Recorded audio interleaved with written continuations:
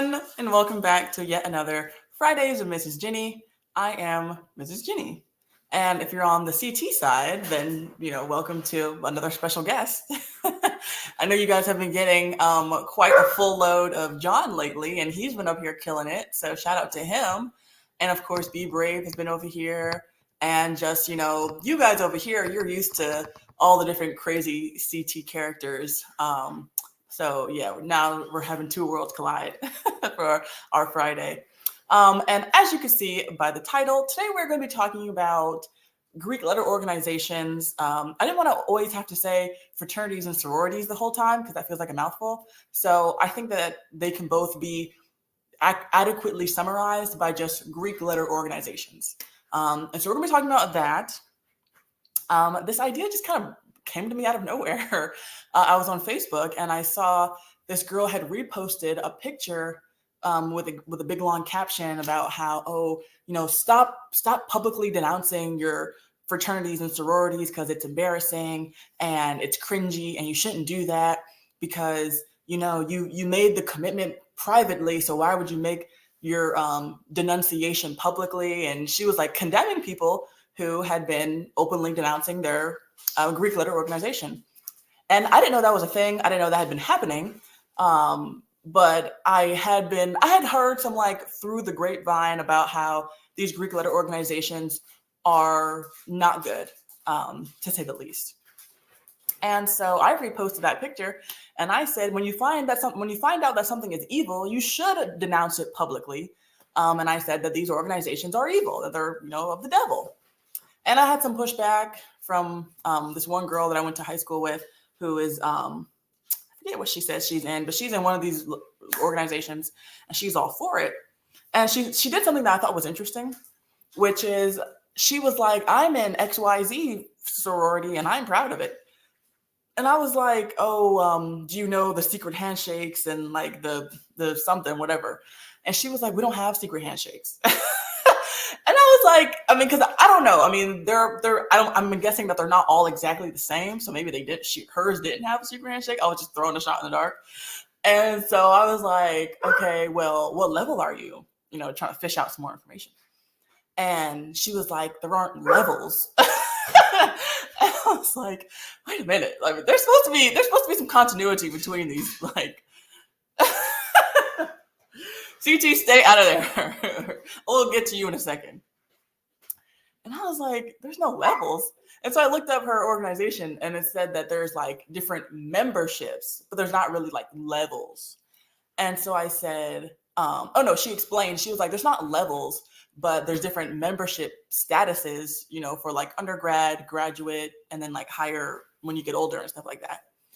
And then I said, okay, so you mean to tell me, because I was like, I don't think you're being fully transparent with me, which of course she wasn't, because it's literally a secret organization. She can't be transparent with me.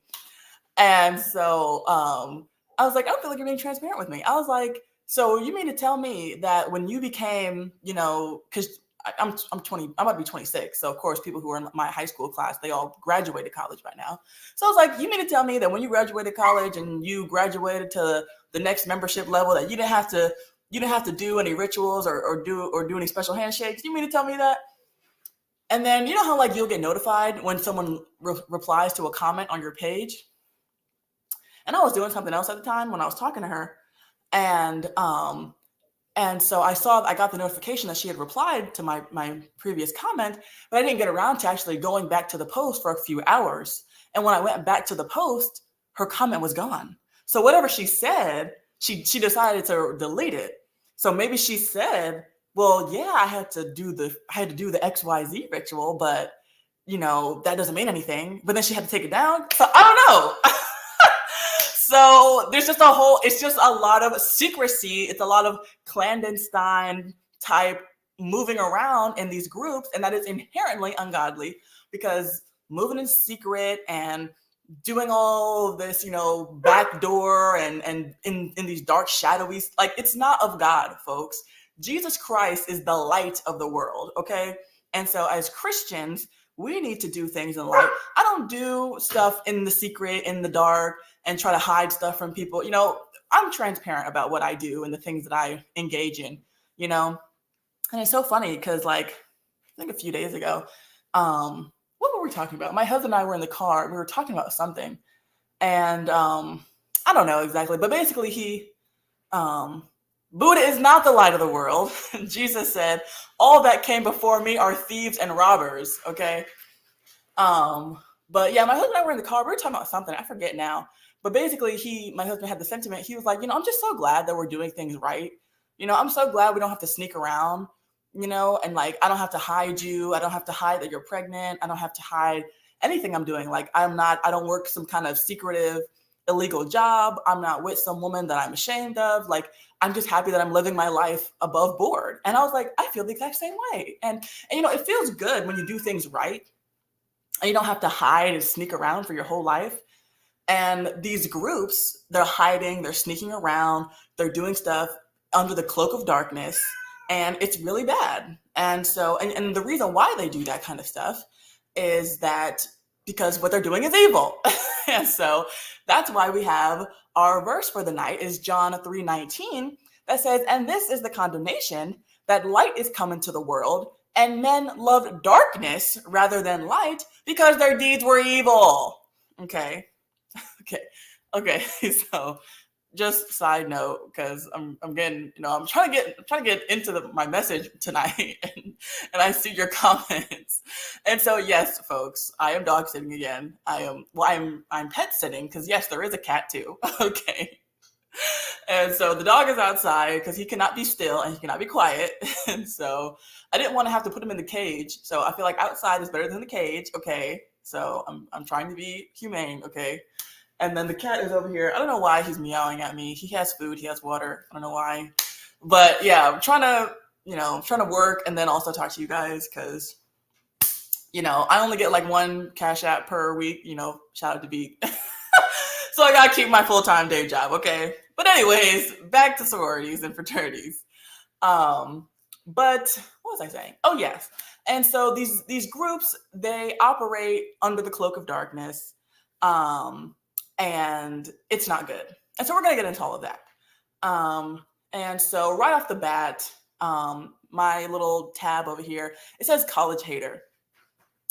And so I am not shy about the fact that I just have a vendetta against college in general. So the fact that of course, these Greek letter organizations, they fester at colleges is just another reason of the many reasons to stay away from college as much as possible. If you want to be a brain surgeon or if you want to be an astronaut, sure, I guess you got to go to college.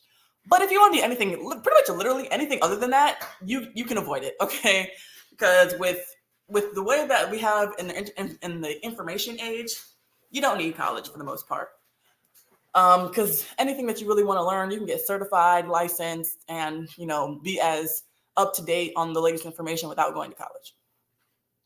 And so yes, so I openly do not advocate for college. I think it's a waste of time for 99% of people. And I believe that it's inherently an ungodly institution. And I'll probably do a whole nother stream about that at a later time. I like to do things themed. And so whenever I find out, like if it's like Bama Rush Week or like some kind of college week in America, then I'll probably do that stream about why college is bad.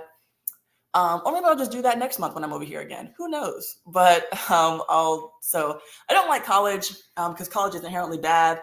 And then so the fact that these groups are at colleges is another problem with college.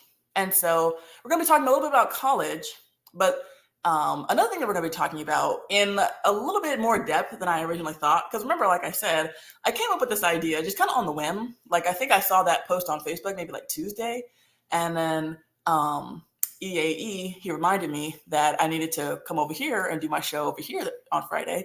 So I was kind of thinking about what I wanted to do. And then so I picked that, but then I actually had to do a lot of studying for the show, especially since CT said he was going to give me some pushback. So I had to be ready and have my mind sharpened.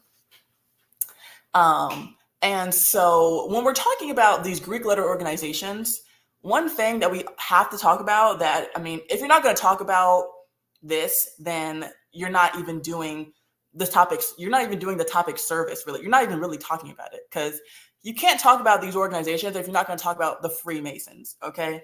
And we're going to get into a lot of that too, because they are inextricably linked. I mean, you can have Freemasonry without necessarily talking about the Greek letter organizations, but you cannot have a conversation about Greek letter organizations without talking about Freemasonry. They are completely linked together. And so we're going to talk a lot about that, because that's pretty much why these organizations are so bad, is because they're patterned after and modeled after the Freemasons, which is an organization that is patterned after the Hewish, because we're over here on CT's platform. We got to respect the platform. So the Hughes, they have a thing called the Cabal. And so the Freemasonry, it takes a lot after the Hewish Cabal, which is completely satanic. I mean, it's just utterly demonic. And they'll admit that to you. They'll say like, oh, we have these witchcraft and these occult sayings and hand symbols. And all these people, they're really big on their hand symbols and their handshakes. I heard a story one time about this man who was an electrician who went to court, filed small claims court because he did some electrical work for this guy who turned out to be a Freemason. And they were in court, and the guy, like, all the evidence was on the side of the electrician. Like, the guy did the work for this guy, and then the guy didn't pay him. And then the Freemason guy, he threw up some kind of hand signal, some kind of, gesture to the judge, who he knew was a Freemason. And the judge, pled for him and said that he was free to go. And so, friend, these people, they're tied up into all this. And that also plays a part with it, because they're really big on brotherhood, being connected, and you got to stand with the brothers. Friend, we're going to get into it. Okay. Enough introduction. We're going to get into this. And so first thing we're going to say is that, I don't believe in coincidences, especially not when it comes to the Bible. Okay. And so when it comes to the Bible, there is a strategy of studying the Bible. It's called hermeneutics. That's like a term for like how to study the Bible. But one hermeneutic tactic that people will use to try to study the Bible and understand the Bible is called the law of first appearance. And what that is that people will study the first time a word is used in the Bible to get a foundational understanding of what that word means. And that makes sense. The first time that a word is used in most books, you would think, if there's actually good book that's being written solidly, then it'll explain what that word means, because people, especially the King James Bible, because that's the only Bible I read, and that's the only Bible I use, and that's the only Bible I recommend, if you're new here, then, it has some words that are kind of, difficult or a little bit more unfamiliar to the untrained eye in our 2024 American vernacular.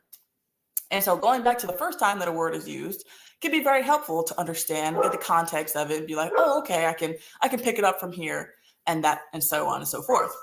And so I don't believe in coincidences.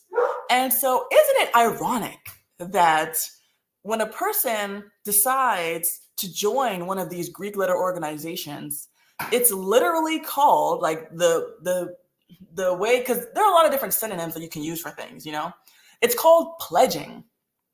Okay. Can everybody agree on that? Am I already off the deep end here, folks? Like, let me know. I see you in the comments. I see a lot of stuff going on in the comments, and I can't respond to it because I'll lose my train of thought, but I see you guys in there. And so, isn't it called pledging, right? When you go to these, organizations, you say, I'm going to pledge, Phi Alpha Kappa, whatever. I'm going to pledge, Delta Delta. I'm going to pledge these different things. Isn't that what that's called? Isn't it ironic? Okay, Coach K says, yeah, that's right. Okay, see, I'm not up here blowing smoke at you guys. I'm coming here with the facts. And so it's called pledging. And they could have used other words. They could have used vowing.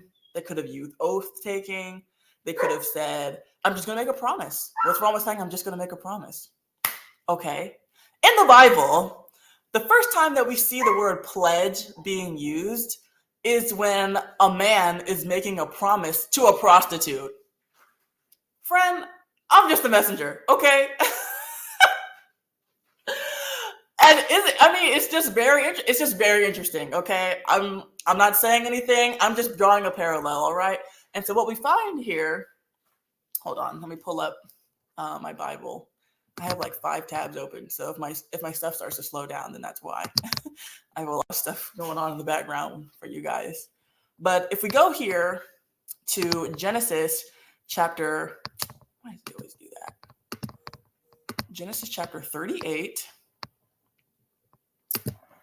verses 17 to 20.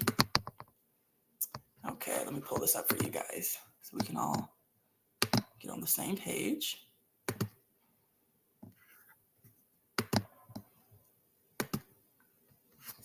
Okay. All right, hopefully everybody can see that clearly. How do I? Okay. All right, so yes. So it just so happened that the first time that the word pledge in the Bible is used, it's for a guy soliciting the services of a woman of the night. Actually, she's not really a woman of the night. She's pretending to be one. It's really a convoluted story. The Bible is full of very interesting stories, and this is one of them. And so basically, long story short, this woman, I believe like her husband dies, and then she doesn't have any kids. And like anyways, I don't remember the whole story exactly, but basically what it says here is that she goes to this town, and I think her father-in-law is there, and she pretends to be a prostitute, and she sees her father-in-law, and he's like trying to solicit services from her. And then it picks up in verse 17, and it says, and he said, I will send thee a kid from the flock. And she said, wilt thou give me a pledge till thou send it? And so she's trying to get him to give her some kind of promise of that he's going to come back and properly pay for what he's trying to do. And so 18 says, and he said, what pledge shall I give thee? And she said, thy signet and thy bracelets and thy staff that is in thine hand. And he gave it her, and came in unto her, and she conceived by him. And she arose and went away. Oh, that's verse 19. And then in verse 20 it says, and Judah sent the kid by the hand of his friend, the Adulamite, to receive his pledge from the woman's hand, but he found her not. And he found her not because she wasn't actually a prostitute. That wasn't actually what she did for a living. But yes, isn't it interesting that what these people choose to call themselves, what these people choose to call what they're doing, which is yoking up with the devil, making allegiance and fidelity with the devil, they call it pledging. And in the Bible, the first person who ever did a pledge was with a prostitute. Hey, draw whatever conclusion you want. I'm just giving you the information. Moving forward from that. Psalms 74 verse 20 says, and I'll pull that up as well.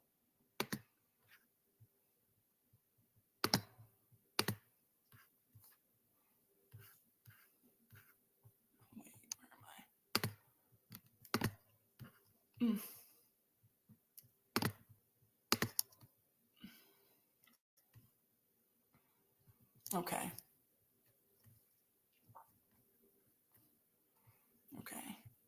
Pull that up.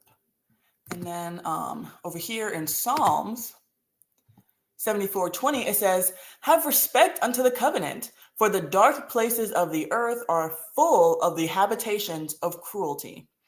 And I find it so ironic as well that these Greek letter organizations, they're so big and they're so, they push so much about brotherhood and sisterhood, and we're together. And, now you've pretty much been adopted into this family, and now you have all these brothers and sisters, and we're just one big happy family, when you become one of these groups. Because these groups, like they go hand in hand, like for the men and women, like, an alpha is like the female version, and then the something else is the male version. Like they're kind of like that, as far as I understand. And so they're just like, oh, you're part of this big happy family, and now we're going to be together, and it's just going to all be great. But in reality, there's a lot of people who actually perish, people who pass away from doing these hazings and from doing these initiation ceremonies, and from in the process of getting into these organizations.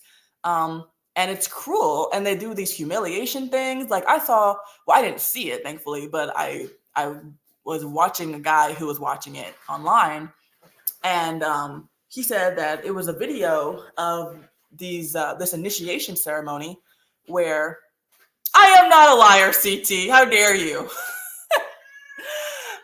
And this guy, he was watching this video, and there was this like ceremony that was going on, or like this initiation ritual that was going on, where there was like 12 guys in a line, and the first guy cracked an egg into his mouth, and then he would put the egg into the next guy's mouth, and then that guy would put the egg into the next guy's mouth, and then all the way down 12 guys were putting the egg into their mouth. And it's like, that's gross. First off, that's gross. Yeah. And then it's just unsanitary. And is that the kind of brotherly love? Is that the kind of, camaraderie that you want? Or is that the habitations of cruelty? They make you run around the campus naked. They make you walk across hot rocks. They make you swim upstream in the middle of the winter. Like, all this crazy stuff that they have you do so you can be initiated, so you can be one of us. It's nonsense. And so this is not how you should be getting inducted into these groups that are supposed to be about friendship and about fidelity, and because we're gonna pull up the receipts also, because some of this information I'm getting secondhand or even third hand, and I understand that, but we're gonna go straight to the horse's mouth on some of these. We're gonna pull up the actual websites for these organizations and see what they say about themselves, to prove that I am not just giving out railing accusations about these people, that they themselves will try to dress it up like it's a little better, but in reality it's awful. And then you get the real, you get more of the story when you talk to the other people. And so we're gonna look at that too. But yeah, these people, they're so hopped up on, join our group, and then you'll be a part of an international brotherhood, and you'll be a part of people who are working to change the world and working for a greater tomorrow and all this stuff. And it's cap. And in reality, it's all about the habitation. It's all about darkness and all about being deceptive. Okay. All right. And our next verse is Isaiah 29:15.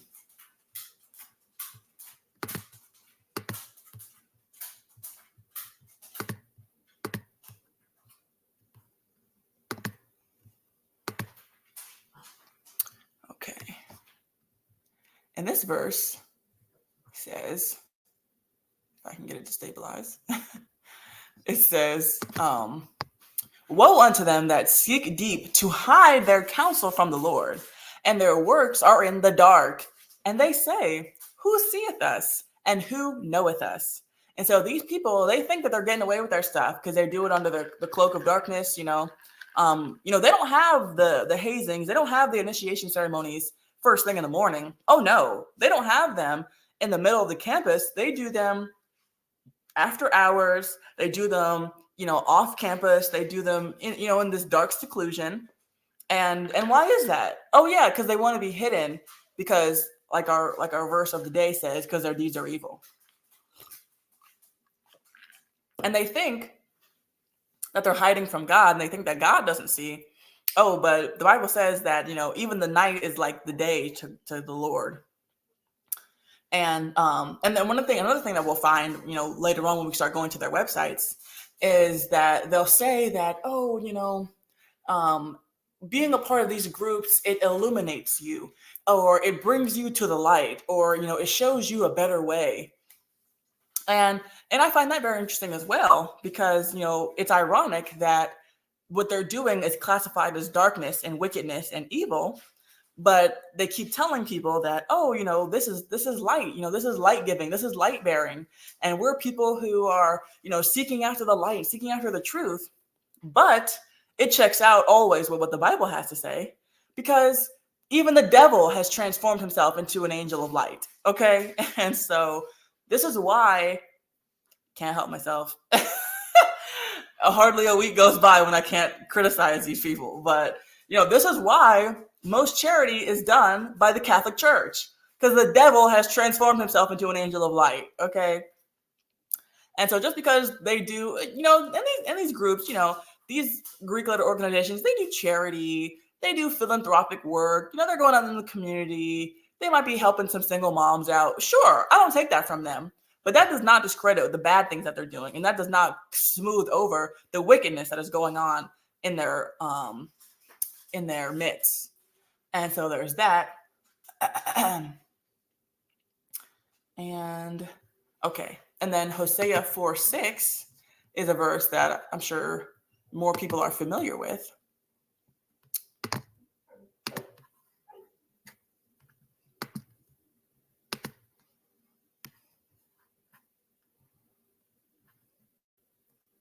And Hosea 4:6 says that my people are destroyed for lack of knowledge, because thou hast rejected knowledge. I will also reject thee, that thou shalt be no priest to me, seeing thou hast forgotten the law of thy God.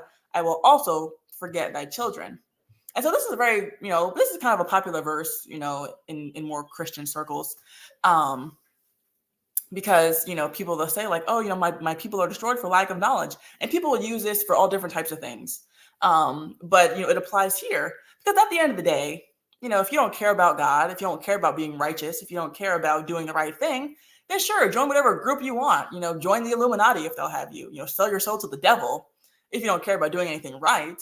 But as a Christian, if you're going to call yourself a Christian, then you need to be mindful, and you need to have your eyes open about these groups. Because a lot of people, it's family. It's a familial thing. It's that, oh, my dad was a Omega, so I'm going to be Omega and Omega. Or it's, my mom, she was a Delta, so I'm going to be a Delta. It's just something that we've done. It's something that we've always done. It's just a tradition. And so I'm not saying that every single person who's in these groups knows how wicked it is and is actively trying to follow the devil.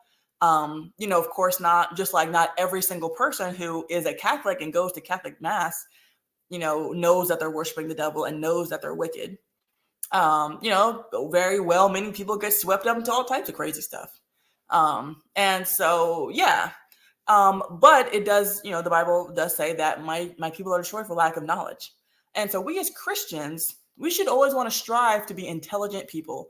We should always want to strive to be knowledgeable people. I know that might sound ironic because I just condemned college, but college doesn't make you intelligent. College makes you an educated fool. It gives you book knowledge, and then you come out and you don't even know what a woman is anymore. Okay. But yes, as Christians, we should always be striving to be knowledgeable. We should be striving to have wisdom, knowledge that is applied properly. And so, this is another reason why I'm doing this stream, is so that if you are a part of these organizations and you call yourself a Christian, then you should, rethink that. And you should, want to scrutinize your specific group more. Because, of course, I'm not going to go into every single organization. We're going to talk about the two biggest ones and then just kind of extrapolate from there. But, whatever group you might personally be a part of, then you should, scrutinize that and look into that and reevaluate that. And so there's that. And so like I was saying just a bit earlier, is that these organizations, they pride themselves on saying that we're a brotherhood. They pride themselves on saying that, we're a family. And there's some more verses about why that's a problem. Let's see here. Because these groups are not, they're not exclusive to any one group. They're not Christian groups. They don't vet membership based off what you believe. So anybody could be a part of these groups. You could be a flat earther, you could be a Buddhist, you could be an atheist, you could be anything and be in one of these Greek letter organizations if you, pay the money and are successfully, push through the initiation process.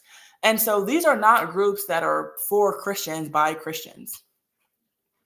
And the Bible has something to say about that, which is that it says to be ye not unequally yoked with unbelievers. For what fellowship hath a righteousness with unrighteousness? And what communion hath light with darkness? And so as a Christian, we are not, this is a verse, because people always like to use this verse when it comes to marriage. And of course, that's probably its primary application, is that you don't want to be unequally yoked in a marriage with an unbeliever. And that's a valid application.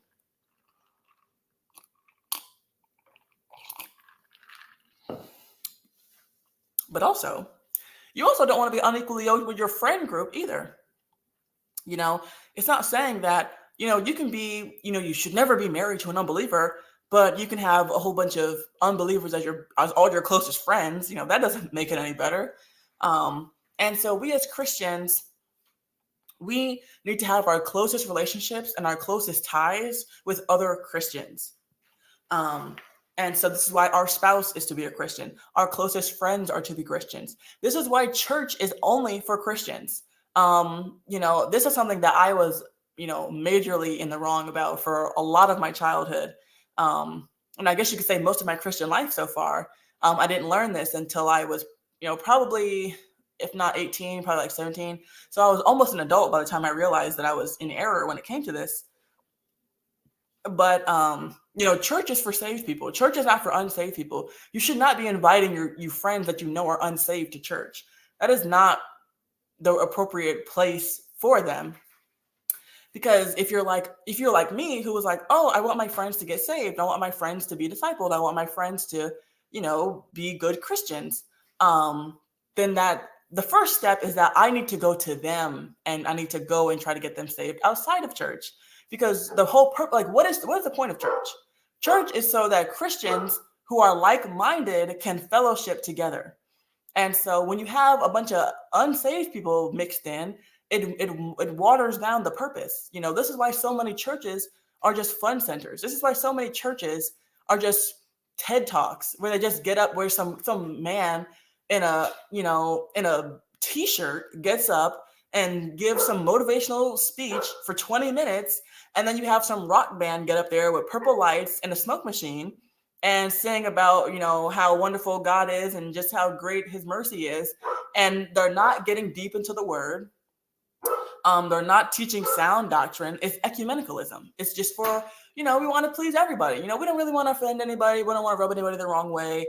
Because church is for everybody. And they'll say this. They'll say this openly for like commercials or on their church website, is that we want everybody to feel welcome here.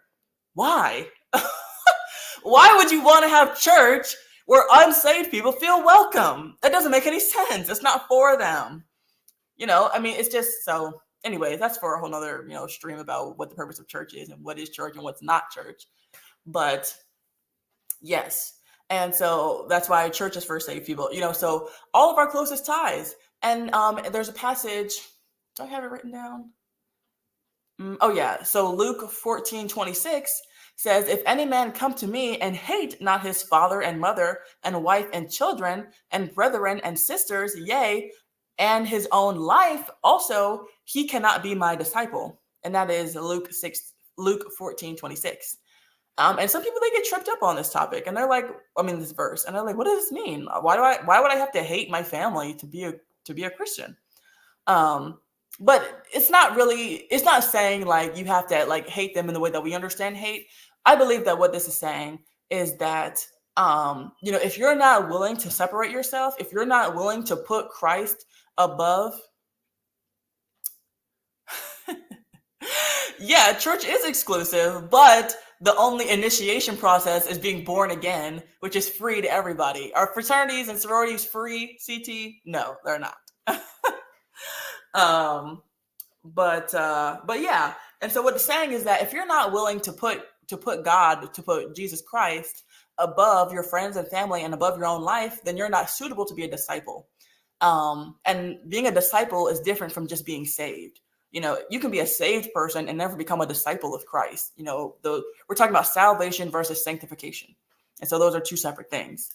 So if you want to say like, I'm going to, do my best. I'm going to really pick up my cross and walk after Christ. I want to be a disciple. I want to be a servant. I want to be called the friend of God. If you want those titles, if you want to really be close and have a close fellowship with God, then that's what it's going to take. Just to be saved, all you have to do is believe. Praise God. Amen.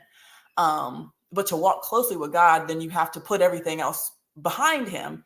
And so if you have family members, which, I mean, of course, everybody has family members who aren't saved, but like if your parents are like Muslims or something, or if your parents are like Mormons, and they're really staunch advocate Mormons, and they, don't accept that you're a Christian now, and they continually want to evangelize you and draw you back into that, then you have to eventually draw the line and say, I'm not going to talk to you anymore. If you can't respect, what I believe, and if you're going to try to push that on me, and if we can't agree to disagree, then I'm just not going to talk to you. Then I'm going to have to cut you out of my life. And I know that probably makes some people quiver. It's like, oh my goodness, how could I do that for my own parents, or, for my own children? But I mean, being a disciple of Christ isn't for everybody. And so that's just all that is. And so, as a Christian, it is a responsibility that our closest ties, our closest relationships are with other saved people. And so these organizations, they're not based on faith. They're not based on believing in Jesus Christ. And so you should not have this deep camaraderie and fidelity with these people who are not saved. It's just not appropriate for a Christian, because 1 Corinthians 15:33 says, be not deceived. Evil communications corrupt good manners. You will, as a matter of fact, it is only a matter of time. If you continually hang around lost people, you will corrupt your good manners. You will water down your walk with Christ. You will compromise on things. They'll get you to start, drinking a beer or two. They'll get you to, maybe miss a couple of services of church. They'll get you to, compromise and start watching the worldly shows or watching the worldly movies, wearing things that you probably shouldn't wear. You will start to compromise if you hang around these people, and God doesn't want that for us. He wants us to be as straight-edged and on the narrow path as much as we can. And so that's why he gives us the command of being around only other Christians. And so, the Bible says that he gives us his commandments, and his commandments are not grievous. They're for our own good. I don't want to live a compromised, backslidden, half in, half out, lukewarm life as a Christian. I want to be all in. I want to be on fire for Christ. And if I'm going to be, then I have to be surrounded by other people who are the same, if not trying to be the same. And so it's just never going to work when you're surrounded by these other people.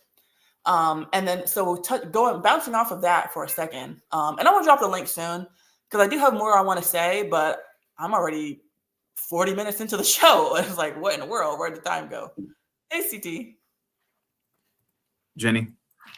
Yes? Are you there? Yeah, can you hear me? I can hear you. Oh, okay. Were you ready for people to call in? Yeah, you can chime in. Do you mind if I make the screen bigger? Oh, no, yeah. You can take my stuff down. Jenny, what are you doing? You know what I'm doing, CT. What are you doing? Jenny, you're making a fool of yourself. Oh, my goodness. What fraternity are you in, CT? Oh, I was on mute. Jenny, it doesn't matter what fraternity that I'm in. However, I am a member of the greatest fraternity on the planet, Alpha Phi Fraternity Incorporated. Jenny. Okay. Let me ask you a question. Okay? You there? Mm-hmm. Okay. Are you aware that police officers take oaths? Are you aware that police officers pledge as well? What do you call a police? Oh, I'm sorry. Go ahead. I knew that they took oaths, like the president or like a doctor takes some kind of oath. But I didn't know. What was the last thing you said? They take an oath and then what? They pledge. You know what their pledging is? No. What exactly are they pledging? The police academy. firefighters, firefighter academy. Jenny, when I was a child, way before you were born, so I was born in '84. When I was 4 or 5 years old, Miss Rubin, that was my kindergarten teacher. She was an old Jewish lady. She used to pinch the goddamn hell out of us as little kids. She was a nice old white woman. She made us do the Pledge of Allegiance. Mm-hmm. Jenny, there's nothing wrong with pledging at all. Now, here goes the thing. Now, you've presented this monologue, if you will, Mm-hmm. and it's blasphemy. You don't know what fraternities or sororities do behind closed doors. You don't know what they do. It's just a meetup of people. Just like when you meet up with your friends, right, Jenny? You have friends, right, Jenny? Don't you guys meet up? Don't you guys have like jokes that you guys say that, hey, yeah, that nobody on the outside knows about? You know? Don't you guys have nuances? Don't you guys have like little code words? Jenny, human beings practice um, club-like behaviors everywhere. Think about this. Haven't you worked in a, I mean, you do a lot of your own thing, but haven't you worked in a formal setting before? Yes. Didn't you build camaraderie with your friends there or your coworkers? Yeah, I would say I did. Yeah, you did, right? You did. You did, right? So to a degree, weren't you pledging at that aspect? Weren't you pledging then? Weren't you confabbing? You know what confabbing is? Weren't you confabbing with people? No, seriously. I'm seriously asking a question because you know, no offense, Jenny. You didn't pledge a fraternity, I mean a sorority. So you don't exactly know what these people do. You don't know what they are doing. This is blasphemy. You know, I kind of want to kick you off of here, but this is your own show now. But you don't know what they do. This is absurd. Let me ask you a question, Jenny. Name Okay. me do me a favor. Name me the black sororities. Can you do that? Of the Divine Nine. Do it. I don't know their names. I think I only know two. See, here goes the thing. See, What is that proves it right. See that right there. That proves that you are just talking. You don't even know Oh, what you're talking about. You don't even know the names of these organizations, let alone what they do. Now, I will admit, and I will commend you for the fact that you did mention that they do great community service. You are correct. They produce great members. But what are these people doing that is so demonic that other people haven't done throughout history? The president, he pledges to uphold the Constitution. Is that demonic? Aren't you Jenny? You're in a beautiful home owned by whites, taking care of their dog. You couldn't do that in Liberia. You couldn't do that in China. But see, the president of the United States has pledged allegiance to protect the Constitution so that a black woman such as yourself could be in a white person's home babysitting. And the nerve of you to get up here and blaspheme college fraternities and sororities, talk about, oh, their levels. Yes, there are levels. There are membership levels, undergraduate dues, graduate dues, lifetime membership dues. Those are the levels. It's just, hey, look, if you want to be a participant for life after college, this is how much you got to pay for lifetime membership. There's nothing, you guys are creating magic out of this. And it's not, Jenny. It's not. It's not. You've made this stuff up in your head. And I get it.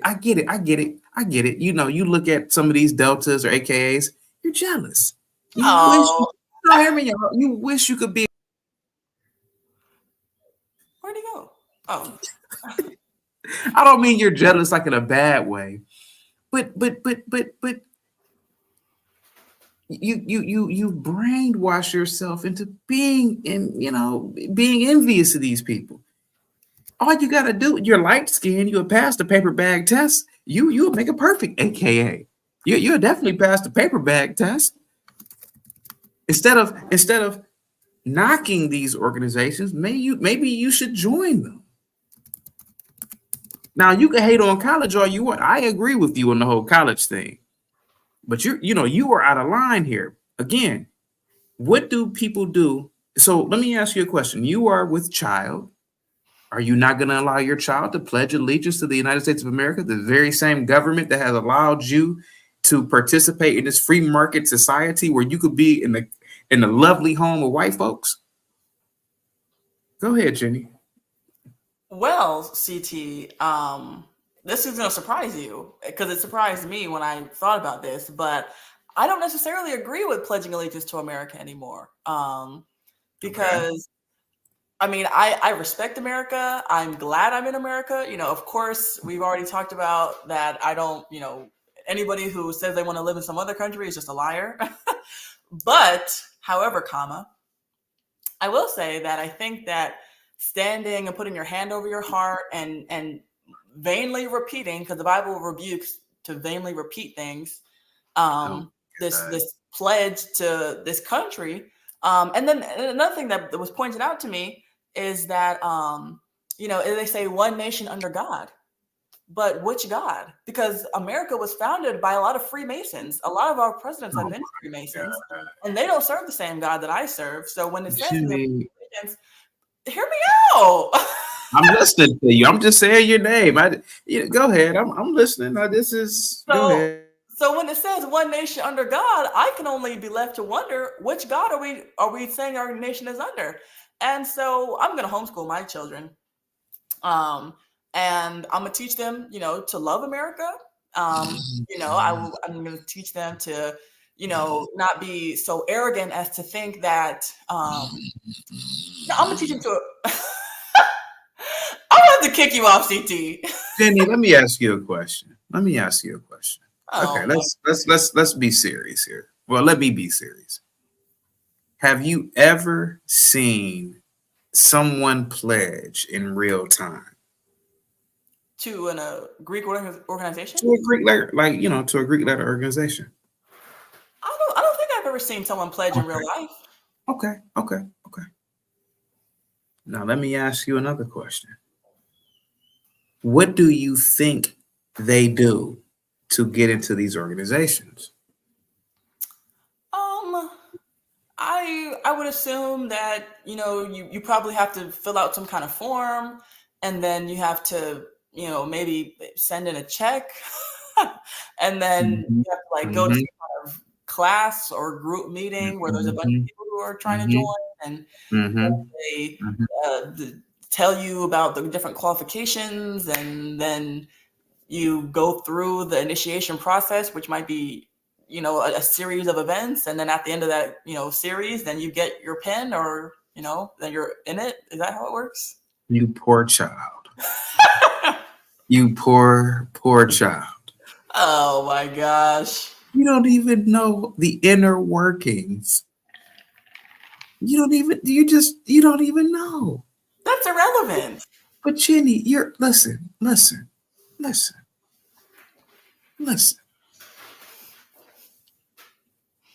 This is like someone doing a book report on a book they've never read. You don't know what is going on those college campuses. You've never seen it. You've never heard it. I'm a member of an actual fraternity. I am telling you, you guys are making these things up. And let's assume there is some sort of quote unquote pledging. How is that demonic? It's demonic to be a part of an organization that does community service. It's demonic to be a part of an organization that does philanthropic works. It's demonic for people, and some of the greatest people in American history have been a part of these little college organizations. Come on now, Jenny. Let me ask you a question, Jenny, because you just know everything. How come the prisons are not full of college people who pledge fraternities and sororities? If these people are so demonic. Oh, yes. That's a great question. Yes. You must have missed the story I gave earlier. Here we go. Here we go. These college Greek organizations, they're white collar gangbangers, and so they're all linked in together. And so these people, when they do crimes, they throw up their special hand signals and they throw up their little gang signs, and the judge is like, "You're free to go." That's why they're not in jail. That's why Uh-huh. Joe Biden and all these different Yeah. politicians and Yeah. 500 owners. That's why they're not all in prison. Why do you think we haven't seen the Epstein list? So Jenny, I'm sorry, go ahead. I'm going to I'm sorry, go ahead. Oh, I was just gonna say because all these people are, they're all in cahoots. They're all Freemasons and spilling bones, and they're all together. So Jenny, are you telling me if I go into the middle of Times Square, pow, I shoot somebody, delete them, I can go in front of a judge who's a Delta Sigma Theta, and she'll say, "Oh, you're an Alpha. You're free to go." Are you telling me, Jenny, that that's gonna happen? I wouldn't put it past her. Oh my God, Jenny, you can't be that naive. I know you were born in '98, but you can't be this naive. Jenny, Kwame killed. Do you know who Kwame Kilpatrick is? Mm-mm. He was the mayor of Detroit. He's one of my fraternity brothers. He's an older guy. He got sentenced to 30 years in prison for corruption. Now, I will admit, Trump did pardon him, so he only did about 6 years. But how come him being in a fraternity didn't stop him from being sentenced in the federal court to 30 years? Marion Barry, do you know who that is? I've heard of that name. He was the mayor of DC. He was my fraternity brother. Dope fiend. They caught him smoking dope in a hotel room on camera. How come he got sentenced to prison? How come that didn't stop them? Jenny, you're making this up. You think we get special treatment because we are a part of these organizations? No, Jenny. Now, CT, now you're being disingenuous. Okay. Says the person who's never seen the actual. But go ahead. I'm listening to you. You know everything. Go ahead. I don't now. See, this is the thing. This is how they get you, folks. Listen, because listen to CT right now. Because of course, I'm not going to be able to know all the ins and outs. It's a secret organization. These people, and he wants to talk about, you were at a job and you had friends there.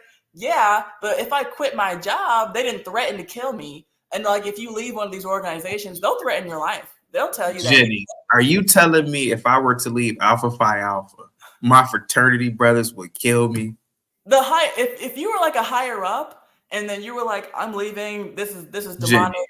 Then they would be like, "You can't do that. Come on, Jenny." Jenny, give me proof that has happened. Give me proof. Give me proof of a member of a Greek organization, whether black or white, Asian or Hispanic, that has renounced their letters and they have been killed. Come on, Jenny, you're just making this up. Are you insane, Jenny? This doesn't happen. This is cultic behavior. These are cults. And I don't know the names off the top of my head, but I have heard that has happened before and that people have been threatened. And this is why they take that oath of secrecy. And actually, there was a guy. Because now there was one guy. This was a long time ago, though. But oh my God, this is sad. This is so sad, Jenny. Jenny, this is sad. You're just making stuff up. Jenny, let me ask you a question. Hey, CT, why don't you just tell us what the oath you take if it's not a big deal? Hold on, Savage. Give me a second. Savage, hold on. Give me a second. Jenny, my general okay. Oh my God. 1826, Jenny. Come on, Jenny. That's 200 years ago. In 1826, come on. Captain Morgan. Oh my God, Jenny. Because he was affiliated with the Freemason. These people are out for blood, folks. Don't be deceived. Jesus Christ. Jenny, let me ask you this real quick. Let me say something to you. Let me say something. Oh my God. Hold on. Let me put Savage on mute real quick. Jenny, the general president of my fraternity, right? Now, I actually know him personally. Do you think he would kill me if he would have me killed if I were to renounce my letters, Jenny? Well, you're not like one of the big high rollers. If you were higher up, Who's a high roller? Like a congressman, congresswoman, senator? Who's a high roller to you, Jenny? I mean, just someone who's really like, so like when it comes to the Freemasons, like if you were a master Mason and then you publicly said, I'm denouncing this organization, they would come for you. So Robert F. Smith, right? Master Masons are high. Robert F. Smith. You ever heard of him, Jenny? I don't think so. Okay, Robert F. Smith. He's a billionaire. He's one of my fraternity brothers. Are you telling me that if Robert F. Smith got on camera and renounced his letters, he would be dead in a week? He would suffer an aneurysm and he would be gone. He would suffer maybe the aneurysm came about because of health reasons, Jenny. Jenny, here goes the thing. Here goes the thing. I thought this was Jenny's show. You just keep talking, CT. Here goes the thing, Jenny. Here goes the thing. Oh, gosh. Here goes the thing, Jenny. Here goes the thing. And I'm gonna be honest with you, Jenny. You know I rock with you. Yes. You know that, right, Jenny? Under normal circumstances, yes. Jenny, in 1998, when you were born, I was going into the 8th or 9th grade. Yeah? Mm-hmm. You're a child. Oh. You are, hear me out for a minute. You are beginning to understand reality right now. And you're going to go through different phases. And I get it. I get it, Jenny. But what you are doing here is blasphemous. Blasphemous. Dude. You've never seen, hold on a second, Savage. Please, Savage. You've never seen, do you even have any friends who are in a fraternity or sorority, Jenny? No one really close to me. Exactly. Jenny, is this your show or is this CT's show? Okay, let me get Savage up out of here. Jesus Christ. Okay, I thought I was talking. I mean, he can talk, but I mean, I'm not done talking yet. Oh, now, Jenny, hear me out for a minute. Hear me out. Just hear me out. The masses of you muted yourself, CT. The masses of people who go to college, they keep the world going round and round. So how are these people demonic? That's what I'm trying to think. For example, Jenny. Keep filibustering, CT. Just keep talking so she can't. Hold on a second. Jenny, just think about it. Presidents, senators, generals in the military who are part of all these organizations. How are these people demonic when they are protecting the body politic? Was George Bush satanic? And you call us demonic? That's absurd. Jenny, go ahead. I mean, the powers that be are a lot more sinister than what they appear. You know, they might keep, the hamster wheel going, sustainably. But I mean, there's a lot of underhanded stuff going on behind closed doors. Pizzagate, like I said, Epstein, his list, there's reasons why these things have not been fully shed light on. There's a reason why, I mean, wasn't there a dead body that was found at Obama's house one time? I mean, Trump has classified stuff at his house, but Biden, he does, and then he doesn't get anything. And there's snow at the White House under the Biden administration, and then that just kind of fades off into obscurity. And so these people, they know the right hands to grease or palms to grease. And so they have certain special connections. And these people, they go all the way up. I mean, we're talking about, when it comes to Freemasons, these Greek organizations, Skull and Bones, the people who meet at the Bohemian Grove, these are the people who really run the world. And so they're going to look out for each other. And they do some good, but that doesn't cancel out the bad that they do, which is immense. Jenny, would you mind if the next time you did a live stream, I do a drug test? Because so this is insane. I'm sorry. This is CT. So would you say that George Bush Jr. was satanic or devilish? No. All right. So you don't think that hold on. Can I ask a question, Miss him Ginny? lying to the American people about Iraq?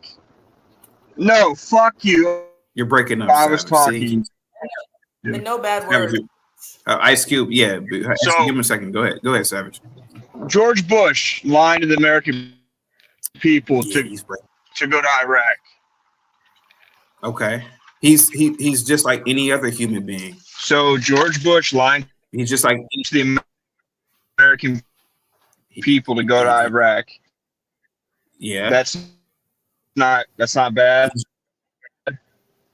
Hell yeah, That wasn't satanic or devil killed overnight. It has nothing to do with that has nothing. Hell yeah, I'm asking you a question. Tongue? Hell yeah, it's bad. It has nothing to do. Oh yeah, he was part of a secret society called Skull and Bones. So he was part of Skull and Bones. So is John Kerry. John Kerry's part of Skull and Bones too. I was going to get to that, but him being in Skull and Bones has nothing to do with his personality disorder, sir. He's a human being. He's infallible. Sir. No, sir. No, sir. You said how did him? No, you said. You go ahead and speak. Go ahead, sir. You said.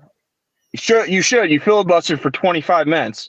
So you said that all these people in these fraternities and sororities and all these people make society run. How is that bad? And then I give you a clear example of a guy bombing the crap out of innocent people, and you said, "Oh, well, that's just his personality." Okay, gotcha.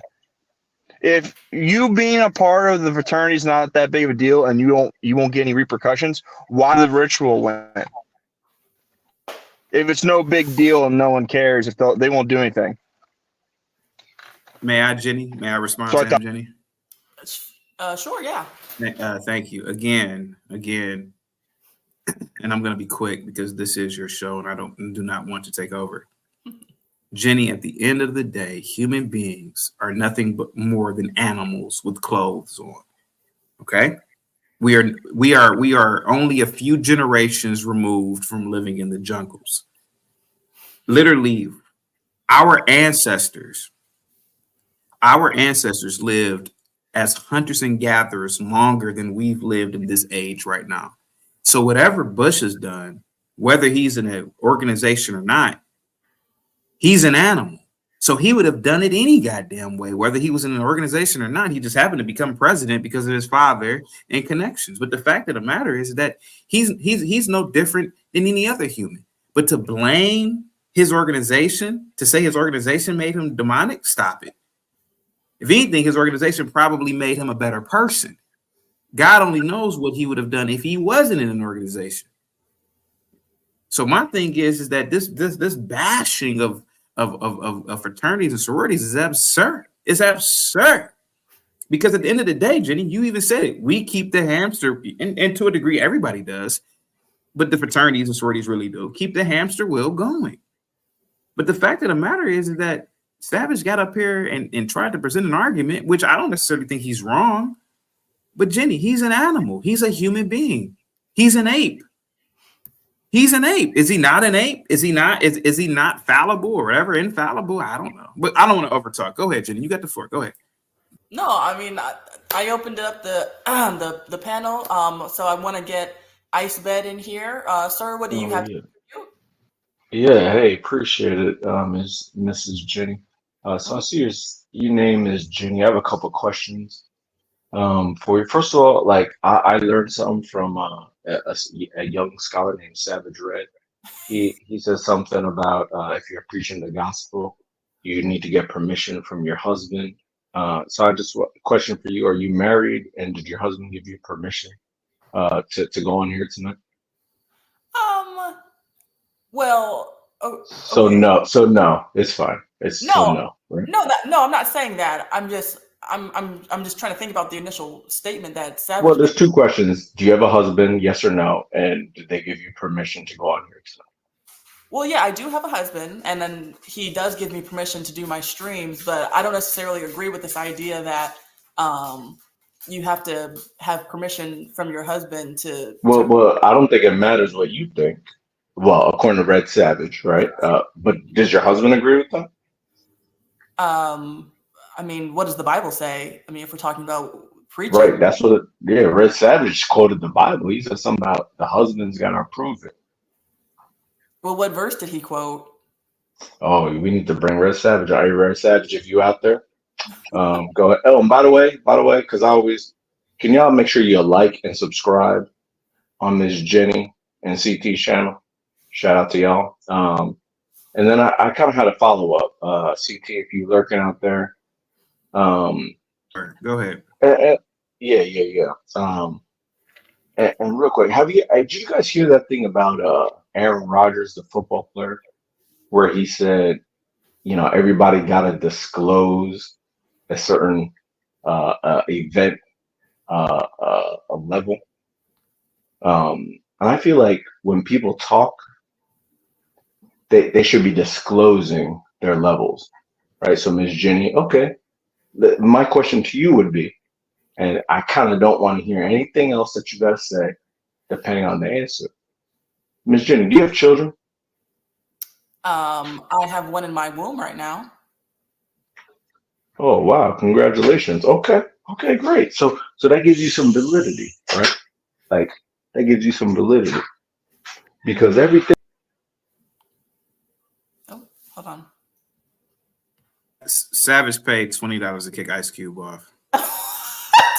What? For 20, only for 20 minutes though, so he can come back. Yeah, he can come back after 20 minutes. Okay. We'll go ahead. I'll just be up here. Just go ahead. You can talk. Go ahead. If you got any questions for me, just go. Okay. That was Do you mind reading this comment if you don't mind? Sure. Here, give me a second. Let me go to this comment. He says, good counsel says I'm a noob and my So wife. a noob is Kappa Alpha Psi, by the way. Oh, Kappa Alpha Psi. Mm-hmm. Okay. And my wife is an AKA. The friendships bonds made and service to the community have been priceless. Nothing demonic about it. There we go. Okay. I'm sure he would say that. But anyway, in the meantime, what did I want to do? Okay, so moving forward from my initial monologue, I thought I had something else I wanted to say from up here, but maybe not. Maybe I said everything from up here. Okay, so moving forward, so CT had called me out for getting secondhand information because I admit I'm not in a sorority. I've never been a part of a Greek organization. I've never seen an initiation ceremony. I'll give you that. However, what I have seen is is the Freemason website. And so let's go up there and let's get the information straight from the horse's mouth. Okay. And so let's see what they try to even say about themselves to try to dress up what they're doing. And does it actually work? Okay. And so here we are on. So each, Freemasons are all over the place. But I'm in Virginia. And so I looked up the Grand Lodge of Virginia. And so these are, the information and how to get, plugged into Freemason lodges in my area. And so it says here, what is Freemasonry? Freemasonry or Masonry is the oldest fraternal organization in the world. Though its origins can be traced to the stonemasons and cathedral builders of medieval times, Freemasons remain vital forces in the daily lives of millions of men across the globe. Through a series of degrees and ceremonies, the values of Freemasons are passed from generation to generation, Mason to Mason, in a timeless effort to make good men better. These degrees provide a framework that affect every aspect of modern life and are based on the values of brotherly love, relief, and truth. So this is what I was saying earlier, that they're big on brotherly love and that, we're just one big happy family. Okay, so keep that in mind. Okay. And then there's a little video. I haven't watched this. I don't know how long this is. But it says, who are we? A Freemason is a man who has taken an obligation. Make it bigger for y'all. an obligation to uphold our timeless principles of brotherly love, relief, and truth. Beyond these basics, being a Freemason means so much more. A Freemason is a man who is committed to bettering himself and his community. I'm sorry, Jenny. Good. A solemn vow to help and mentor his Masonic brothers do the same. A Freemason is a man eager to be something bigger than himself, with a reverence for history, compassion. Okay, Jenny. Yes, The Freemasons are not a college fraternity. They are. Again, oh my. I'm sorry. You please tell me what they are, because I don't have any friends, fraternity brothers who are part of Masonry. Go ahead, Jenny. Please let me. And I'm not yelling at you, Jenny. I'm sorry, but let me know, Jenny, because this is what I'm talking about. You don't know what you are talking about. The Freemasons are not a college fraternity. They're the skeleton of all fraternities. They're the skeleton of the fraternity. Okay. So please let me know. Let us know. How are they the skeleton of the fraternities? Go ahead, sir. Ma'am, go ahead. From the very first fraternity that was created in America, it was based off of Freemasons. It was created by Freemasons. They go hand in hand. Jenny, hear me out for a minute. Hear me out. I get what you are doing, but Jenny, it's possible that Robert says, why is CT being a nigga and cutting? Jenny, I get what you are doing, but what you are doing, and you know, I've never really gave you smoke like this in terms of like cutting you off, but you are incorrect here. I get it. You are a Christian. You are a super Christian. But you have a grave misinterpretation going on here. There is nothing wrong with joining an organization. I mean, my God, we all join organizations. We all, to a degree, pledge our allegiance to an organization. You do it at work. You do it when you join a nonprofit. You do it when you're volunteering. Jenny, when you volunteer before, correct? You go in there, they have a creed or a purpose. Okay, we are here to do this. This is our goal for today. We are here to pass out 50 or 1,000 turkey dinners. Smile, be nice, be happy, be jovial, that again. So you guys are watching too many movies here, and don't get me wrong. I can understand it. But the thing is that you guys do not know what you are talking about.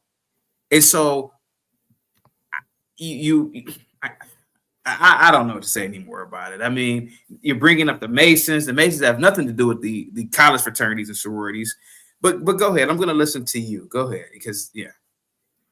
Okay, well, before we let some dude chime in, I just want to, just once again pull something up for you, CT, because I feel like they're your handlers. They sent you out here to defend your group when paranoia, oldest fraternity in the world, Phi Beta Kappa, comes up. It was founded in 1776 at William and Mary, and the second thing that comes under is Freemasonry, because the people who founded the Phi Beta Kappas were Freemasons, because they always go hand in hand. There is no Greek organizations without the Freemasons. But some dude, what would you like to contribute to the conversation? I just don't get how it's demonic, Jenny. I'm sorry. I just don't get it. Get a tour of that. Okay. Oh my God. Hark, hark goes the lark. Phi Beta Kappa, founded in 1776 at the College of William and Mary in Williamsburg, Virginia. Phi Beta Kappa is considered the first fraternity in the beginning of the fraternity system in North America. The word fraternity comes from the Latin word frater or frater, which means brother. Freemasonry is considered the world's oldest and largest fraternity. So Jenny, are you telling me it is demonic to network with people? It's demonic to create bonds with people? The military. What about the military? The military, you consider the military pledging, right? They pledge to a degree. They go through boot camp. They create bonds. You hear it all the time. I don't want to be in a foxhole with an atheist. So, are you telling me that what they are doing is wrong or demonic too? Well, see, you're oversimplifying it, CT. I am. It's not just the fact of camaraderie. Like, there's nothing wrong with having friends. There's nothing wrong with teaming up with people, per se. But these Freemasons, these Greek organizations, what they're doing, like what they're pledging under, what they're pledging to is all symbolic. These are Greek gods, these are Roman gods, this is paganism. The hand symbols that they put up. I'm gonna show. Jenny, what Greek god do I? What Greek god do we pledge to? Go ahead. What Greek god is that? Which one are you in again? Let me pull it up. Okay, I'm an Alpha. Okay, Alpha Phi Alpha. Which Greek? Tell me, please. You tell me which Greek god we pledge allegiance to, because I'm curious to know this one. Okay. Okay. It is. Let's see here. Is it Zeus? Is it Zeus? Who is it? No, seriously, because again, Jenny, I'm not yelling at you. I'm just talking loud, but because it's like I'm telling you guys are making this up in your heads. This is not real, man. Which Greek god? Okay, which Greek god is it? Which Greek god do we pledge allegiance to? Which Greek god do we worship? Jenny, I'm listening. Go ahead. Okay, hold on. I pulled up a little video, but let me see. Don't let him lie to you. Don't let him lie to you. You pledge the. Oh my God! I'm not gonna let it fly. Jenny just said Jenny just said that we pledge allegiance to Greek gods. What are the Greek gods? Go ahead. I'm curious. What are the Greek gods? Hold on. I'm pulling it up. Let me see what this video says. So, but you don't have nothing to do with your fraternity. Let Jenny put it up because go ahead, Jenny. Go ahead. CT Osiris has nothing to do with your fraternity. No, it does not, sir. You have no idea what you.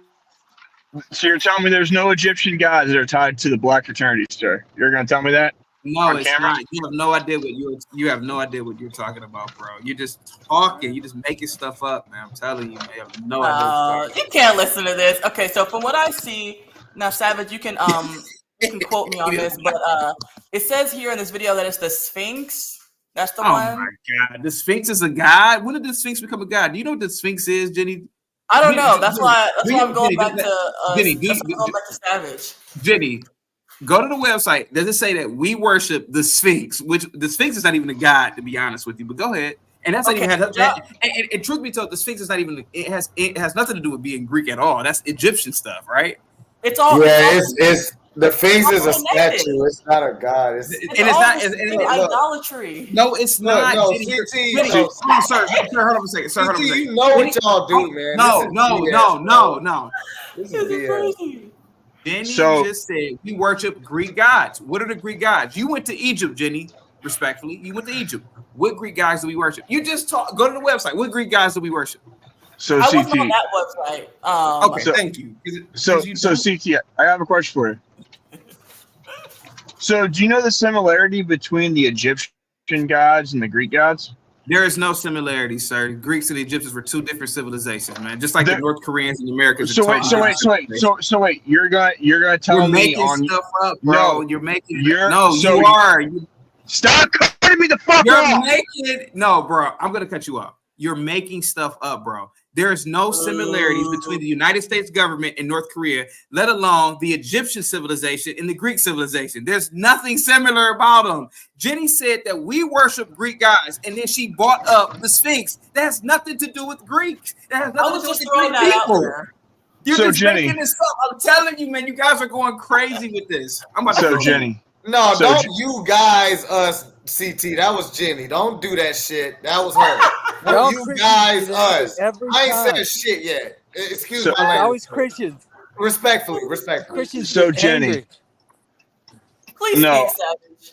I get angry when CT lies, and then he tries to overtalk you to get you away from the point. So it's a distraction. the fact of the matter, he's lying, because the Greeks and the Romans actually had a lot to do with Egypt, and a lot of the things that they did come from each other. The fact of the matter is, even in the Bible, when Jesus was being looked for, he went to Egypt. Like, these cultures went to Egypt all the time. The Romans went to Egypt. There was a mixing of the two cultures for a long period. The fact that in the occult, the Greek gods are the same gods as the Egyptians, they're just in a different name for that culture. He's lying to you.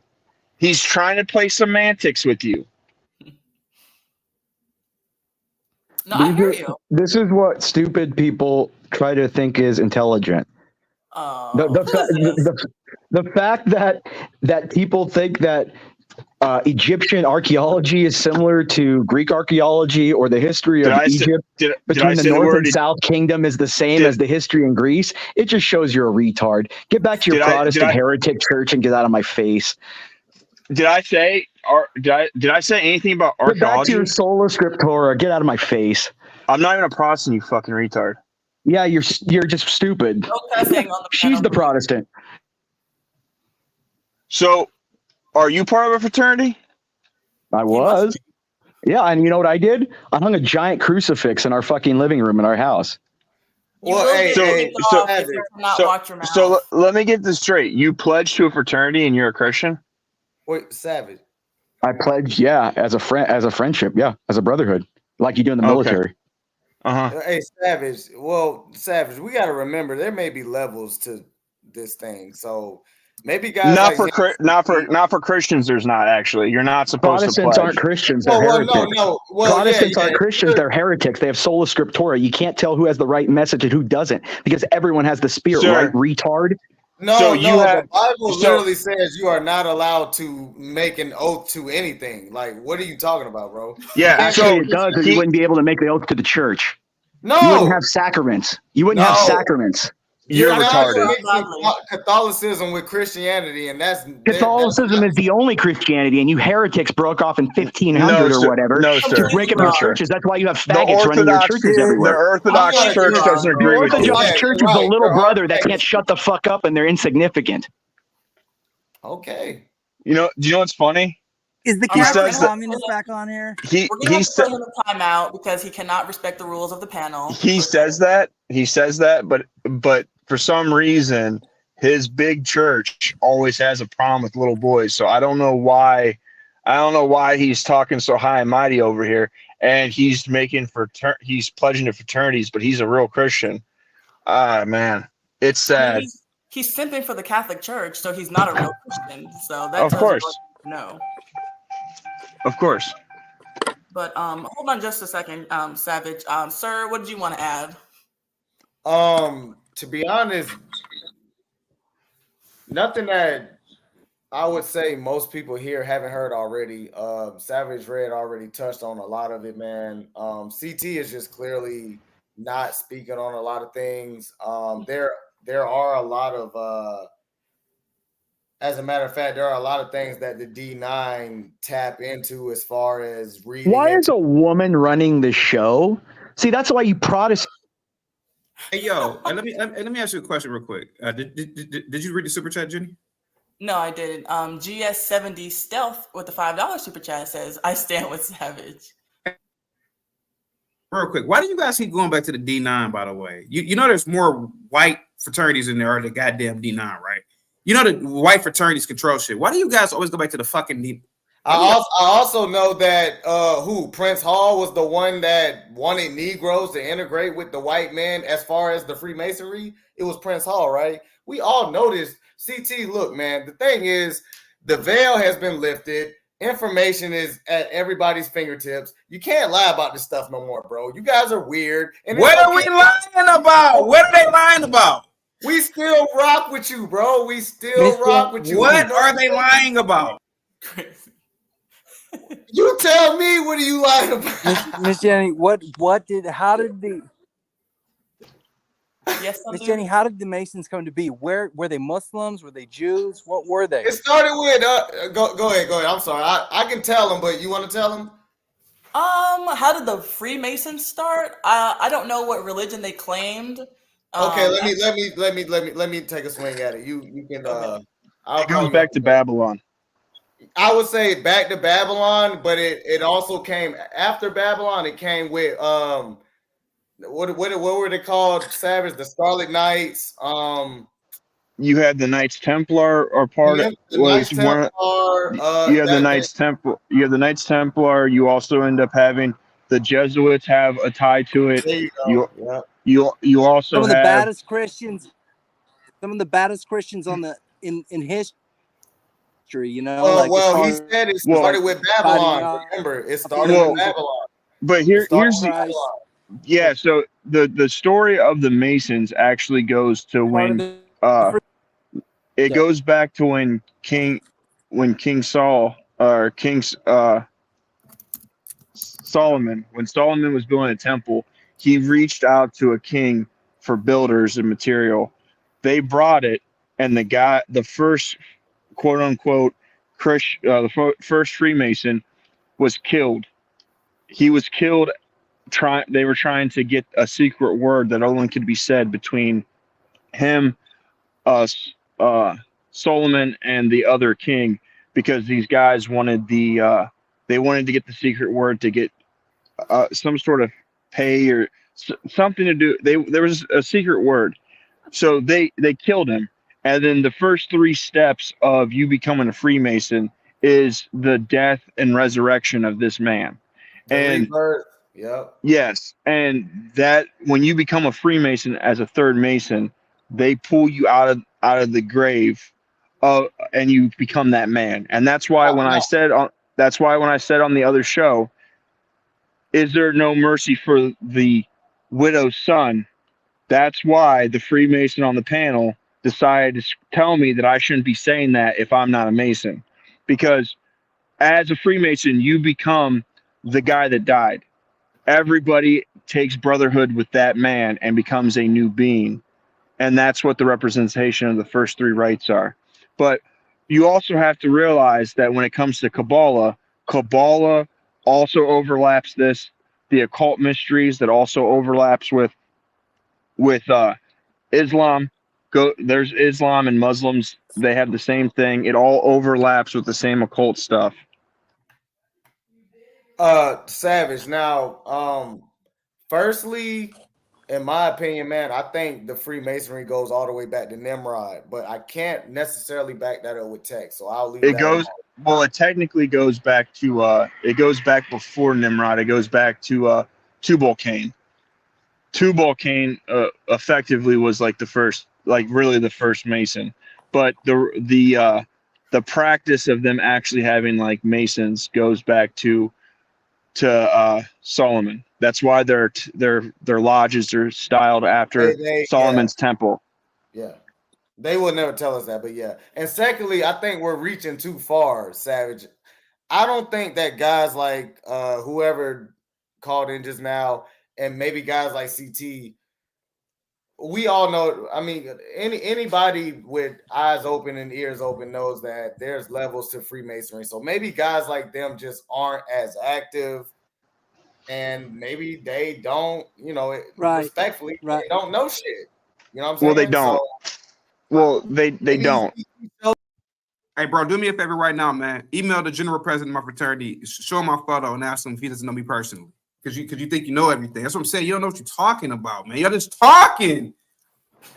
I know Willis Lyman. I know him personally. I've known him for 20 years. He's a general president now. You have no idea what you are talking about. You're just talking. You guys sound crazy. I'm not mad at you guys. It's just like, guys, it's like watching people who you care about losing their minds. You guys sound crazy. I know Willis Lyman. You can show him a photo of me. Ask him. Hey, do you know this guy right here? I bet. Just ask him. Now, I'm really going to dox myself. Ask him. You don't know what you are talking about. You don't know what levels we are at or this, that, and there are no levels in fraternities either. There are no levels. You're talking about Masonry. Masonry is nothing. It's not fraternities and sororities either.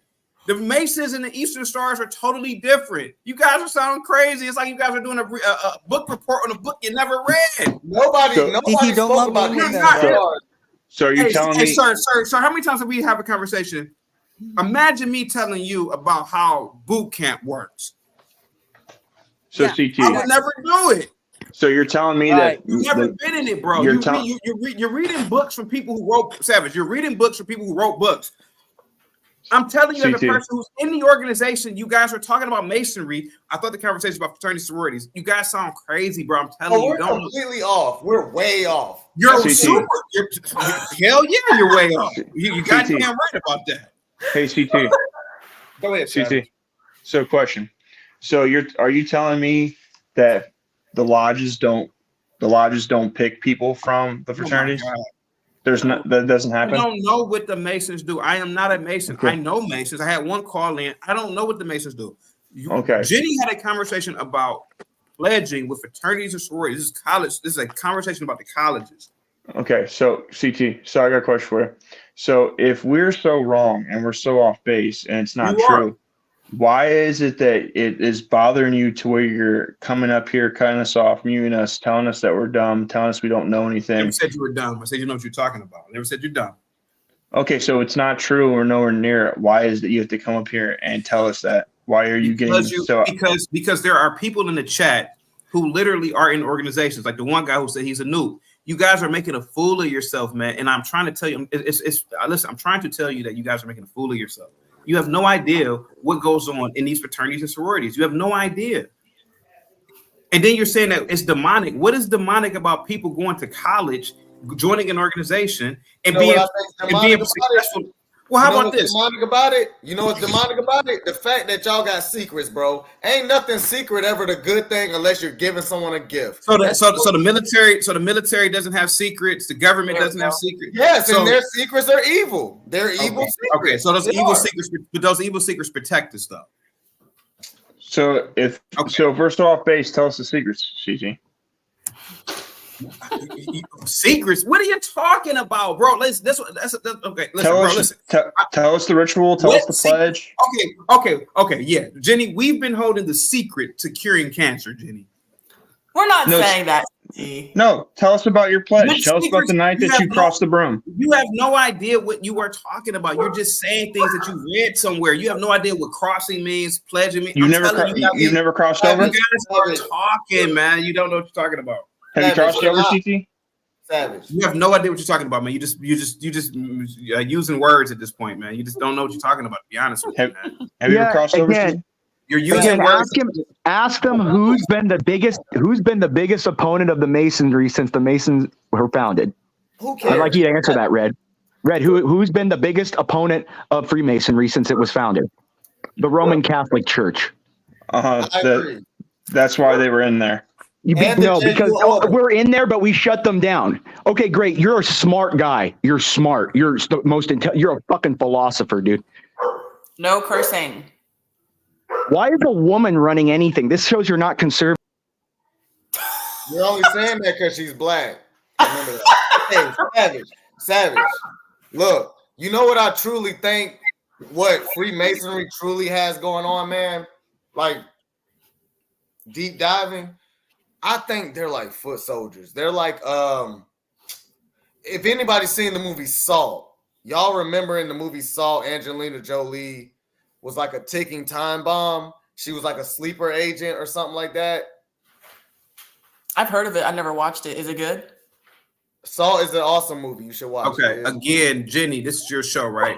Again, we keep going back to Masonry. Masonry is not the fraternities and sororities. You get what they're doing, Jenny? They don't know what, Savage, they don't know what they're talking about. That's why they keep going back to Masonry. These dudes, and I used to do it too, they went down the rabbit hole 10, 15 years ago watching all these videos about Masonry. It has nothing to do with the fraternities and these sororities that Jenny has set up the conversation about.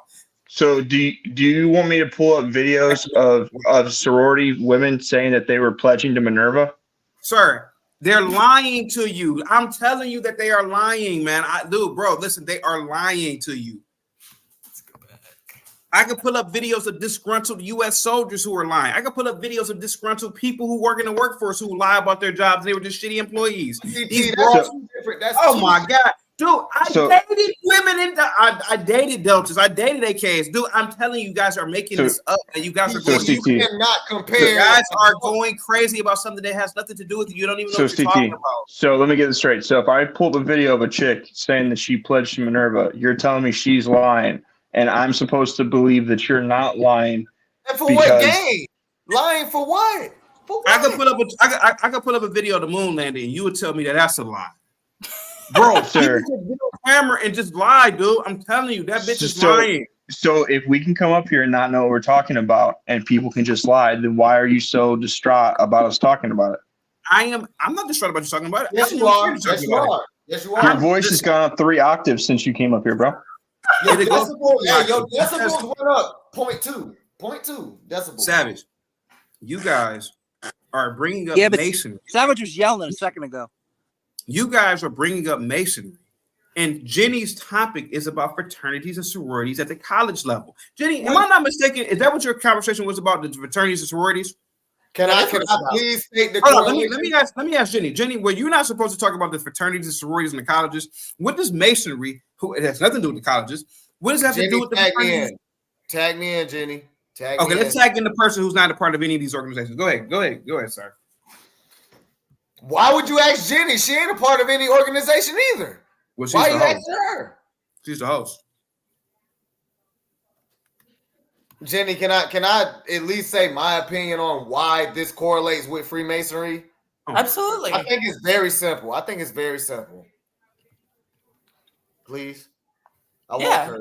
Again, Jenny, going right back to masonry.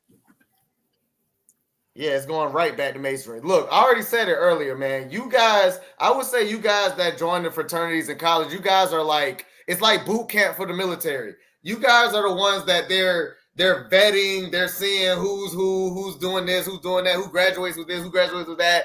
And then I guess whoever graduates with a prestigious degree or I don't know what y'all do for real, but I know that you guys are baby Freemasons. You guys are basically recruits for the next level of Freemasonry. I'm not stupid. Jenny, I was military for 10 years. You can't lie to me about this shit. I was Jenny, damn. You see the harm in this? Jenny, you see the harm in what's going on here? Why? And not to say, you see the harm in here? Jenny, here goes a guy. He has no facts. He has no evidence. He's making this up. He said that we are the baby Masons, like the fraternities and sororities on these college campuses. The baby Masons. Depending on whatever degree or whatever you get, you could become an illustrious Mason. There are all types of people. I don't know the process in that particular, but I know you guys are up next for Freemasonry. You're just making it up. Just like if I were to talk about boot camp, I'll be making stuff up right now. I don't know what goes on in boot camp. Now people have told can you show us proof that we're wrong? You could guess 75%. The proof that you are wrong is the fact that you're not a part of the organization. That's the proof that's the proof in itself. You're not a part of these organizations. You know what you're talking about. I never pledged for that. So can you show us where we're wrong? Can you show me where we're wrong though? I'm showing you how you are wrong by the fact that you are not a member of any of these organizations. You're not white, but talk about you're not white, but talk about white people all the time. So I talk about articles and trending topics. You guys are talking about organizations being demonic. What are you talking about? How are they demonic? Can I speak on politics, even though I'm not a politician? Yes. That's a free because that's because in a free democracy, of course you can. But bro, I'm telling you, you are saying that these organizations are demonic, but how are they demonic? What are they doing? That's demonic. Well, we're telling everyone what they're doing, but you're just saying that it's not happening. You're bringing up the Masons. The Masons aren't the fraternities. Okay, go ahead, bro. I'm listening to you. I mean, I don't know what you guys do, honestly, man. I just think that if anything is kept a secret, it can't be good. That's what What is the secret about it? What's the secret? Tell us all about it. From day one to now, tell us all about it. Tell me what you and your wife and your family did today. On a day-to-day. What did you do every minute of the day? Isn't that a secret? They're your family? Are they your family? So that's your blood family? You sleep with them? You eat dinner with them every day? Well, hold on for a second. Wait a minute. Hold on for a second. Yeah, now, give me a second. Family, CT. Good. Oh, wait a minute. So because you defined, because you gave a definition of what can be held a secret or not, I should just go with it. Stop. That's bullshit. That's kind of what your argument is. That's exactly what your argument is. No, my argument is that you have individuals like yourselves. You're not a part of these organizations. You have no idea what you are talking about. You're saying that these organizations are inform us. Then tell us. Yeah. Why would I? Why, I'm not informing you of what? What am I informing you of? Tell us what it's like to be whatever you are from day one to now. Tell me what you and your family did from 7 a.m. to 9 o'clock at night right now. Me and my fiance went down to the port down in Charleston. We picked up a load, ran one up to Newberry, came back, took that damn container back, picked up another load, landed to motherfucking Georgia, and then took the truck home. That's what we did.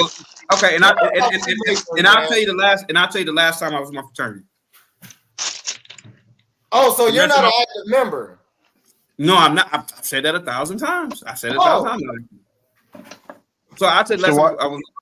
Why are you carrying the water so hard then? Oh, so he's lying. You guys, Ginny has made an argument that pledging is demonic. Well, we think you're lying. You might be active still. That's maybe why you have this platform, because you're okay. So now the platform has something to do with me pledging. I mean, something to do with the fraternity now. Yeah. So go ahead, Ginny. Ginny, it's your show. Go ahead, Ginny. So unfortunately, CT, here's the issue. There is no issue, Savage. There is no issue, bro. The issue is that Ginny has no. It's not Savage. No, Ginny. No, Savage. There's not an issue. You are not a member of any of these organizations. You're not even a Mason. You are guessing. Everything you talk about the Masons is guesswork. I actually know Masons. One is on the panel right now. You don't know what you are talking about. You're just talking. You read a book. You read a book from somebody who I don't even know who you read a book from, and you think these things go on, and they probably don't. And if they do, how is it demonic? Okay, so can I get to that? Can I get to your answer, your question that I was trying to answer before that you said I couldn't speak? Are you ready? According to the Bible, as a Christian, it's what it says, sir. Yeah. The Bible also says your neighbor on the Sabbath day. You ain't done that yet either. So come on, man. You're just making stuff up. Yeah, sir. Well, unfortunately, the issue is, sir, the Christians actually take the Bible seriously. We read what the word says. No, you don't. And we know that you're not a Christian. I am a Christian. You are. I was baptized. 20. Not if you're a fraternity, sir. Oh, not if you're in a fraternity, according to the book. Because Jesus said out of his own mouth, if you join a fraternity, you're not going to be able to get into the gates of heaven. Come on, Savage, stop, bro. It doesn't have to be Jesus. I was a Christian. I was a Christian before you guys were even born. Jenny, okay, Jenny, I was born when you were baptized, sir. Jenny, you're not that much older than me. Jenny, you were born in 98, right? I was a Christian 10 years before you were born, Jenny. All right, everybody. You're like 7 years older than me, bro. Like, come on. We're gonna again, further proving my point that I was a Christian before everybody on the panel. We're gonna shelf this conversation for a second. We have some other people that are waiting. We want to mix in some new folks. So CG, we ain't done with you. We ain't done with you, dog. So you can't be anything with me, bro. You're not a part of these organizations. You don't know what you're talking about. It's not even an argument here. I'm trying to tell you, man, for the sake of God, dude, you guys sound crazy right now saying that these organizations are demonic. What would you like to contribute to the God says it. What were we talking about? First, for God said joining a fraternity was demonic. What are you talking about? You're making shit up. You say, am I for Greeks or am I against them? Yeah, are you pro or against? I'm with them because I know the purpose of them and why they were created. You know. So how do you justify them? Are you a Christian too, or are you secular? I'm not Christian, but I do believe in God. Okay, so how do you rectify your belief in God with your allegiance to these groups? What you have to do is you have to go and study the origin of where religions come from. Because if I was to say this to you, was Christianity around when Jesus was walking the earth? You would have to say no because it wasn't formulated yet. Correct? I wouldn't say that, but I mean, I want to look like some cult knowledge here. It's not. It's. I'm just basically asking a question. It's a logical question. Like I'm asking, like if Christianity is based off of Jesus Christ, then was Christianity formed when he was walking the earth? Yes or no? Yes, they were called followers of Christ. Okay, so followers of Christ is called Christianity then, right? Or is it not? Yeah, it is. So followers of Christ is what the religion is called? No, they're called Christians. It says that they were. That's what right. So in the days of Jesus is what you asked. right. So that's what I'm asking. I'm asking, was it called Christianity or was it called followers of Christ? I said they were called followers of Christ when Jesus walked the earth. I've said it 3 times. No, I'm listening to you. I'm just saying, if she's a Christian, I'm asking her as well, because the thing about it is that if you believe one thing and you in Christianity and she believes something else and she's also in Christianity, then y'all got to talk about which doctrine y'all coming from, because there's different doctrines in Christianity. Yeah, they're pretty much mostly the same. You said God. What God are you talking about? What God do you worship? Well, describe God to me.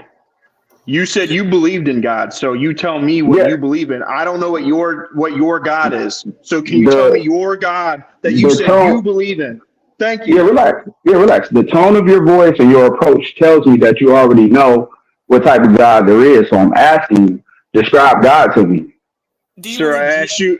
No, sir. I asked you what your God was. I'm not going to tell you about your belief. I asked you about your belief that you said you believe in.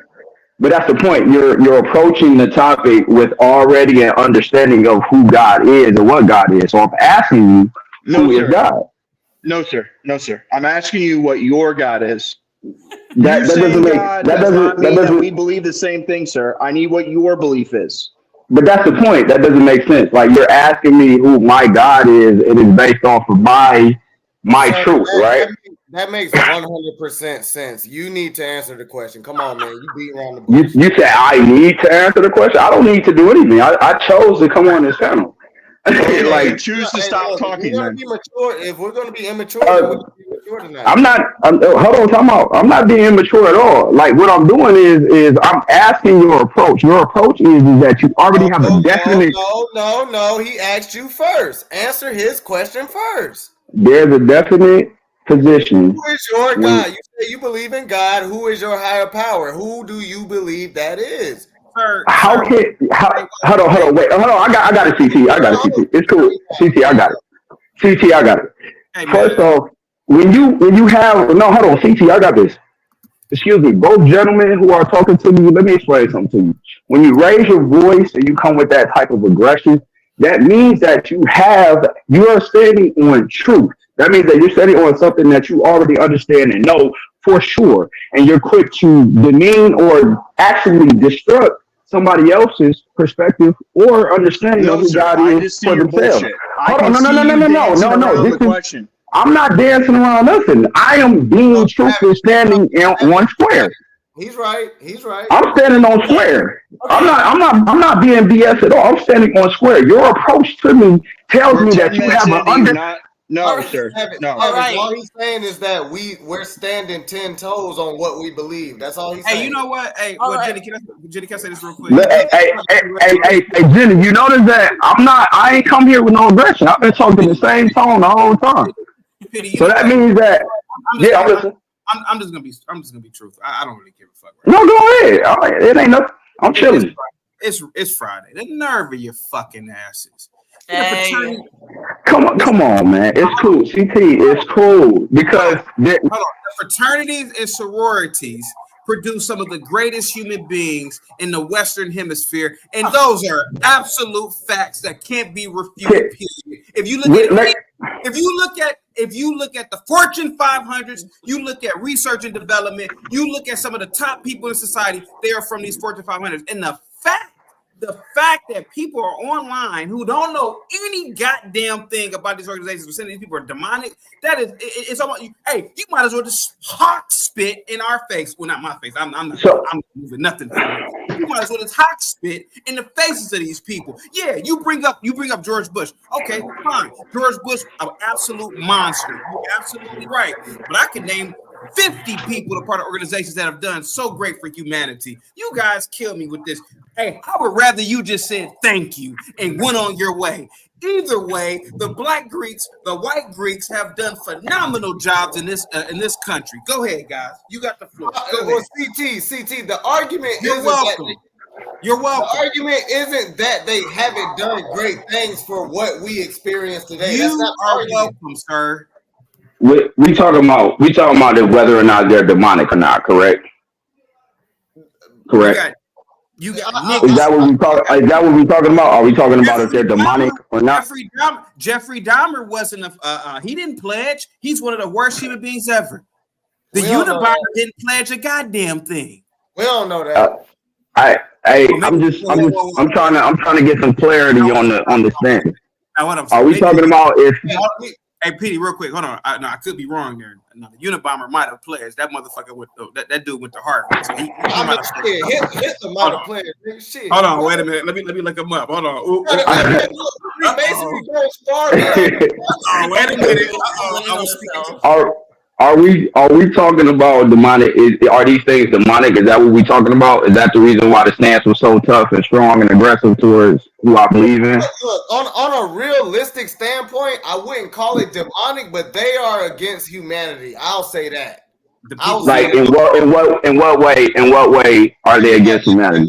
In my opinion, anything that is kept secret is not a benefit unless it's a gift, which I guess they do their little charity bullshit, but that ain't what's really going on. Hold on. Hear me out. Look, man, I drive trucks. I pull containers from them ports down in Charleston, man. I take containers from Charleston all the way to Georgia, North Carolina. Not too far, but we be on back roads and shit. Bro, they got lodges in the middle of nowhere. So what? Hold on, hear me out. I'm listening. They have lodges named Mount Herman. There's a lodge called Mount Herman that I drive past out there in Allendale, South Carolina. Do you know what Mount Herman is? You just said where was that? If you fraternity guys are so good with the Bible, tell me what Mount Herman is. Tell me why does everybody have to be good with the Bible, bro? Wait, no. CT, it's okay. I'm about to cover something with him. Oh wait, we have a super chat. I gotta read the super chat. Why the fuck y'all got a lodge in the middle of nowhere, bro? Let's refrain from cursing real quick, guys. I should actually. Now here goes Mr. Holy. I'll read the super chat, Jenny, because I gotta say something real quick after that. Go ahead. Yeah. Okay, I'm behind. So first we have. GS70 Stealth with another $5 super chat. Says CT is a new school Mason. I'm not a Mason at all. And then Ralph Farito with a $2 super chat says the biggest frat is located in Mike Hunt. All right, Jenny. I'm not going to talk too much, Jenny. I'm just going to say something real quick. Look at Mr. Holy in the middle with his shirt on. That's all I got to say. What kind of shirt is that, bro? What are you promoting? That's what I'm saying, man. You guys are hypocrites, bro. You ever hear disparaging Greek organizations that embetter people, that take people who are already good and make them even better human beings, that do community service philanthropic organizations? And then you create something. Oh yeah, they're pledging. Well, so you mean to tell me when little kids, when I was a little kid back in the late or in the early 90s, I had like a little tree house. And then to get to the treehouse, hey man, you gotta look, go to the store and get us a little Debbie cake right quick. So that's the demonic, right? That's demonic that we sent the little kid who wanted to join our clubhouse tree to the store to get a little Debbie. That's demonic because we did that, right? Because that was pledging, right? Come on, man. You guys are making stuff up. Here, dude. Sir, you literally said that one of your officers, correct me if I'm wrong, sir. You said that you were in his office doing something for him. Cleaning his office or something to get favors, right? Was that you, sir? Or was that somebody else? Yeah. Okay, it wasn't you. But tell me that doesn't happen in the military. Yeah, so see, a major says, hey man, why don't you guys come clean my office real quick? And then you guys get favors. Like, oh, okay. Tell me that doesn't happen. Come on, bro. So CT. We got family all in the military, bro. Officers, CT. So if your fraternity takes good men and makes them better, isn't that what the Masons say, that they take good men and make them better? So can I? Here's what they say. I'm back. I'm back. Yeah. Can I, So question. So what what is up with all the ritual child? What is up with all the ritual child abuse that happens at lodges? Again, I speak on this? Can I speak Jenny on made this? a conversation about fraternities and sororities. We're not talking about the Masons. Jenny, do you want to do a show about the Masons or something? You want to switch the title over to the Masons because they can't seem to go to the fraternities and sororities because they know they. Jenny, don't let him do this. They are all the same thing. They're in bed together. Don't. As the person who went to the military instead of college who doesn't even know what he's talking about in terms of the military is full of Masons. What are you talking about? I know. It's not okay. We're not talking about Masons, bro. We're talking about but I know you. CT, I know you college guys who joined the frats. Y'all are recruits for Masonry. You're baby. What the hell are you talking about? Hey, can I speak on something real quick? What I'm trying to figure. Petey, were you No, I was not recruited. That's not how it goes. Can I? That's not how it goes. I can't admit that because that's not nothing that's secret. I'm trying to figure out where is the issue at with the organizations because this is the thing. You have different types of occult organizations. You know what I'm saying? And a cult doesn't mean that it's demonic. It means secrecy. And so if you're speaking on secrecy, then each lodge has its own dealings depending on the area. Now, you was talking about the lodges that was over off in Mount Hermon and stuff like that. Like the whole point of lodges being everywhere is because the original lodges were based off of military. You know what I'm saying? And you can look this up. This ain't nothing that I'm hiding. Like, this is military shit. Like, so the process of it is the same as the military. Like, when people leave from here and they go to the military for America, they're going through a similar process of becoming a Mason. Like, a lot of people don't know that. How they stand, how they move, how they turn. Everything has to be square. Everything has to be in unison. You're looking at Masonry when you look at the military. I just told CT that the military is very heavy with it. So I know but the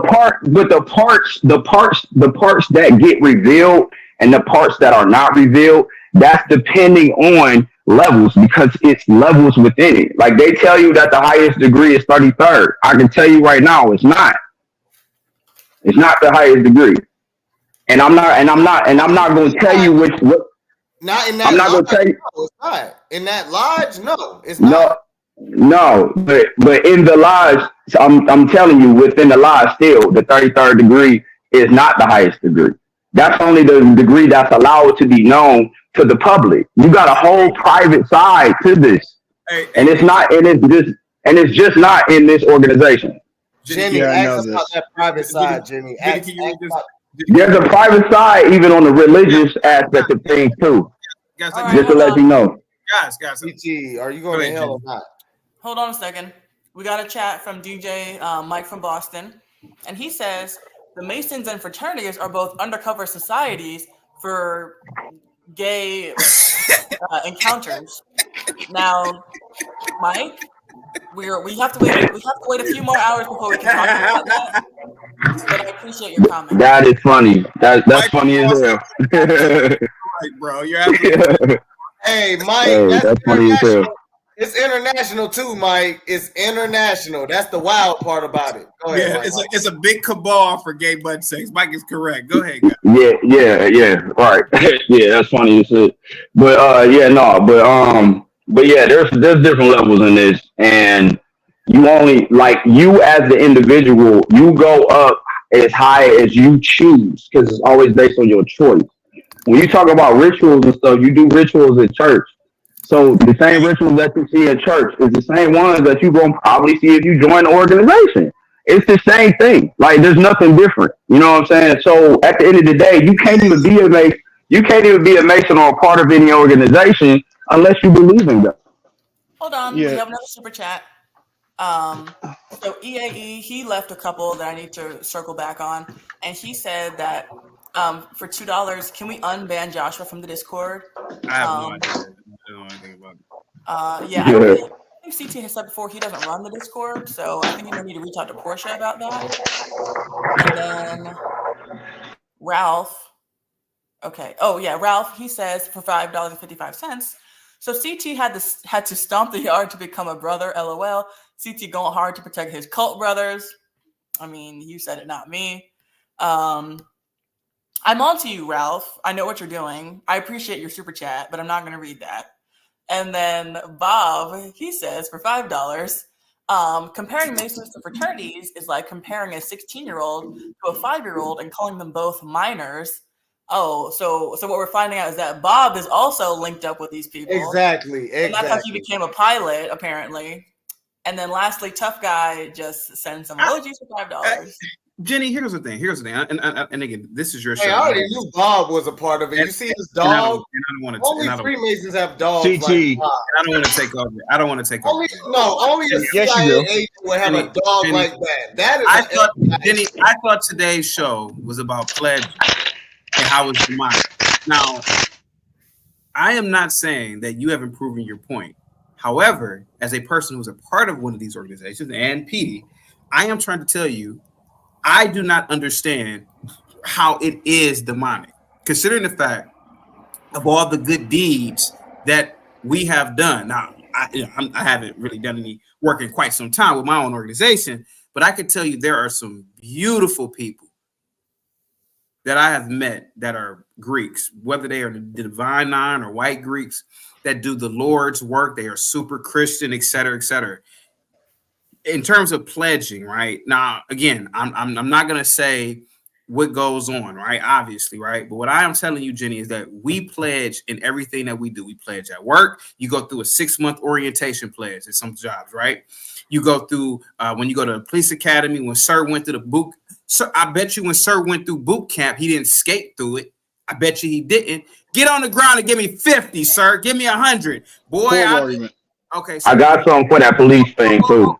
It may be a horrible argument, but my thing is that we all do things to obtain certain things in an organization. The difference is it ain't a secret. Sir, I'm sorry, sir. Can I just finish? I'm almost done, sir. I've only been talking for a minute and a half. Okay, I can't tell you about boot camp, sir, but what I can tell you is that we all go through things to obtain things in an organization. And the fact of the matter is that even when we were little kids, when we wanted to be a part of little groups, hey man, go give me a little Debbie. Oh, don't worry about that. Even when you're little kids, you did it with people. So the fact of the matter is that, dude, sir, you can't sit up here and tell me, man, that bro, there are not enlisted soldiers who say, hey man, let's go clean up the captain's desk to curry favor. Come on, bro. That's not demonic. Not the same thing. That's not.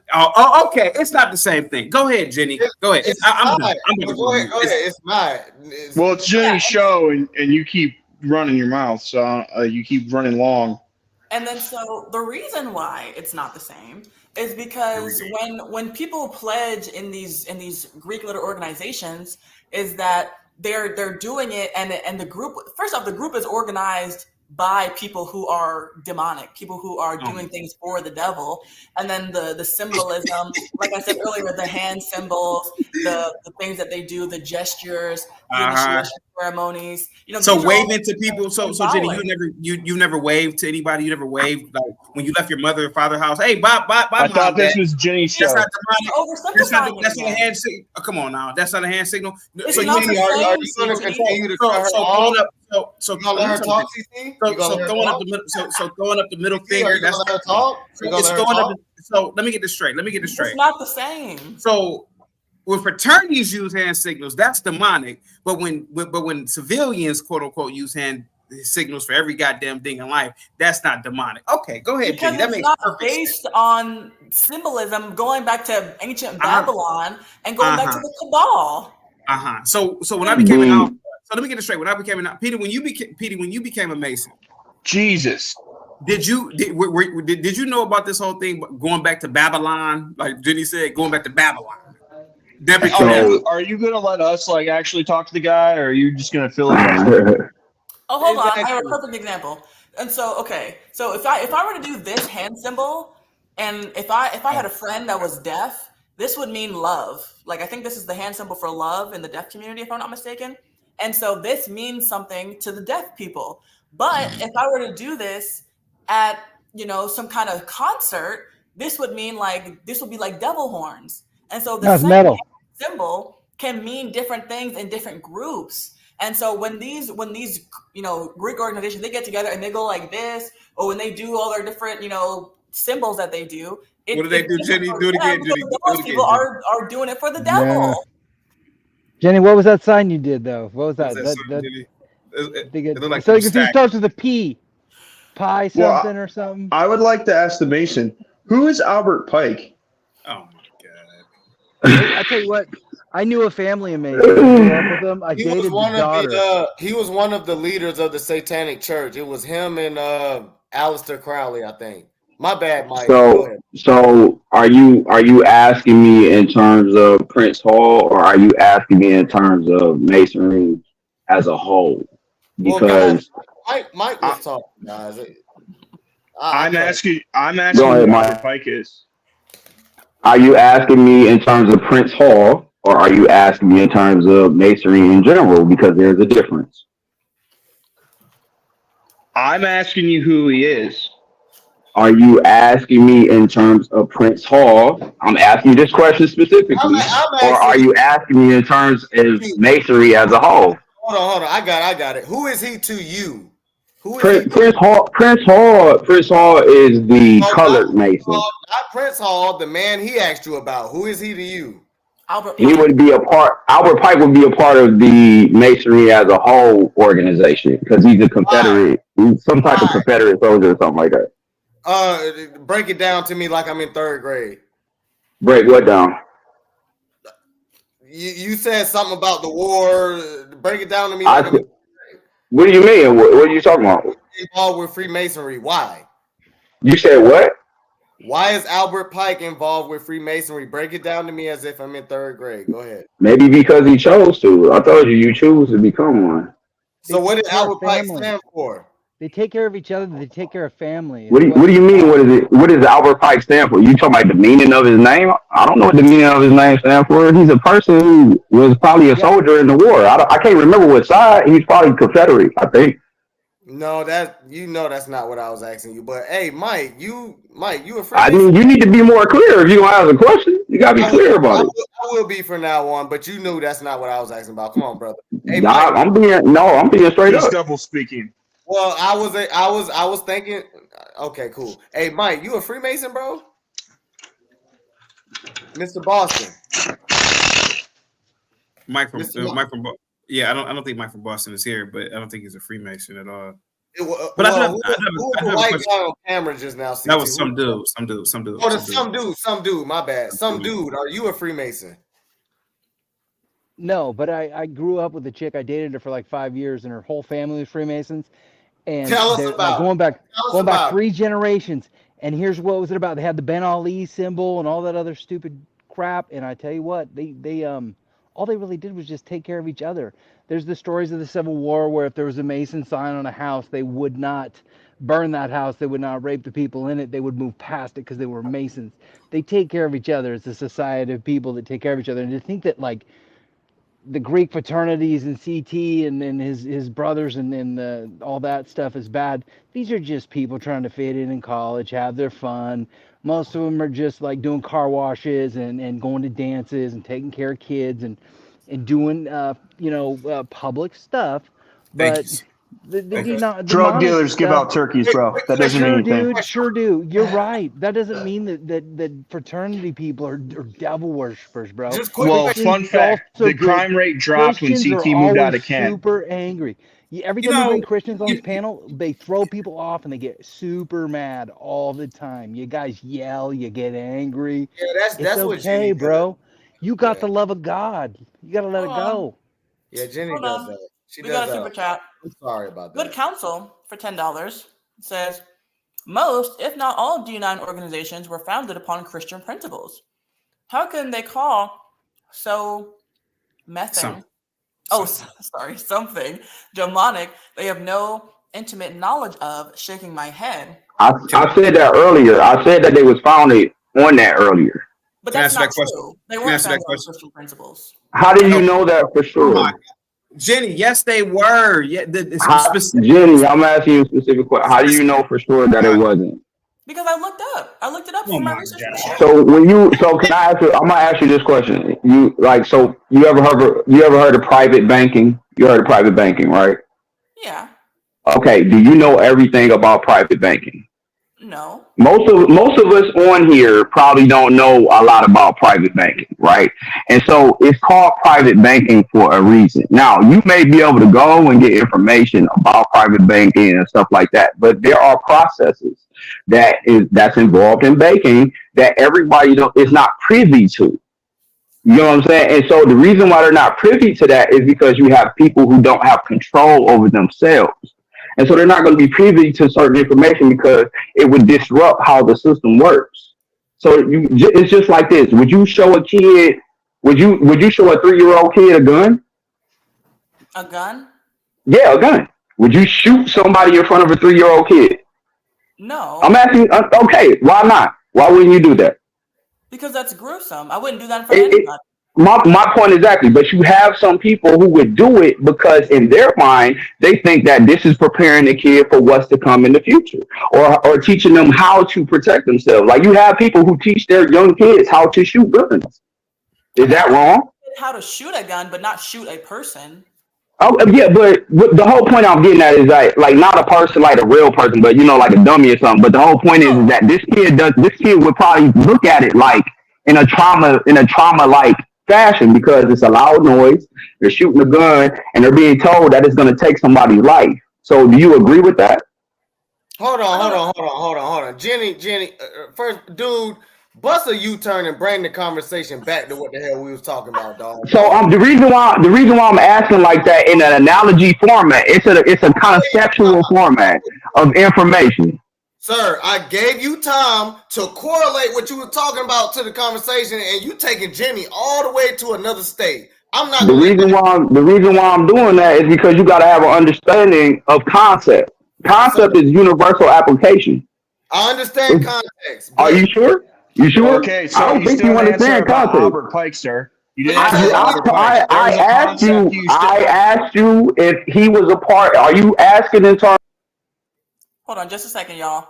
Raphael with the $5.55 super chat says CT is a part of a secret society. They do things that they can never reveal to regular people. This is why he's triggered and nervous about you guys talking.